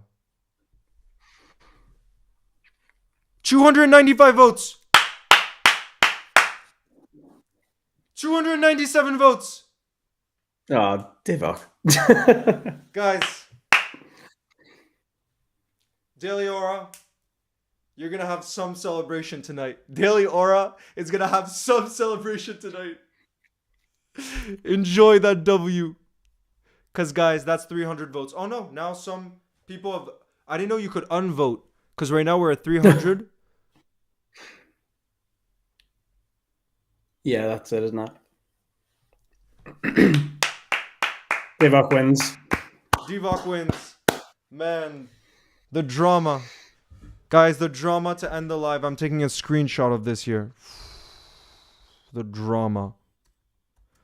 It's like Liverpool can never give us a night where we could just be chilled out. Because I remember, no, literally one of the first comments is like, finally today we could just be chilled out. No drama, no stress. And it's like, No. They found a way. They still found a way. But big up to everyone that joined today. That was a whole lot of fun. It was very different to what we usually do. But Dom, thank you so much for coming onto the channel and reminiscing on all those moments. And yeah, thanks for having me. First of all, mate, bringing the positive it's been vibes. Good. It's been such a good time, and I'm sure we'll be back. You'll be back on the channel, and there's other ways that we'll be able to collab and stuff. But that was a whole lot of fun. Yeah, thanks everyone in chat as well. Nice words. Big up to everybody and the positivity in the building. And we go again on Wednesday. That's gonna be another. It's gonna be another one full of drama probably, because of the team that's probably gonna be put out. But the school. The school. It's literally gonna be. But remember, that was another memorable one because it was kids against a proper first team. Was the 1-0 against Everton 2 in the cup? Remember that one? Yeah. Curtis. Wow. With that goal. It's time to make yourself a hero, I say. Oh, absolutely. Look, Jesse says Heart Attack FC. And Soph says... So true. I miss Divock, man. Honestly, I haven't thought about him that much this season, if I'm being honest. No. But tonight was a moment to think back on him. Nostalgia. And we go again. But yeah, guys, big up to everyone. I hope you guys have a beautiful rest of your night, that you have sweet dreams. I think we're going to have sweet dreams after this one, like I said before. But I hope you all have an amazing rest of your week, and we'll see each other on Wednesday. On Wednesday as we go again at Anfield. It's at 8 p.m. kickoff. Are you going to be going, Dom? Yeah. Yeah, I'm there. The amazing run hopefully continues and we get another trip to Wembley, but this time in the sunshine. Yeah. No, and the good, like, I think we're all confident because it's at Anfield. So yeah, please be loud. I'm sure I don't need to say that to you, but no, definitely not. Represent the Reds from all over the world. Fatan says, take care, Dom. Thank you. Good night, everybody. We'll see you guys very soon. You'll never walk alone.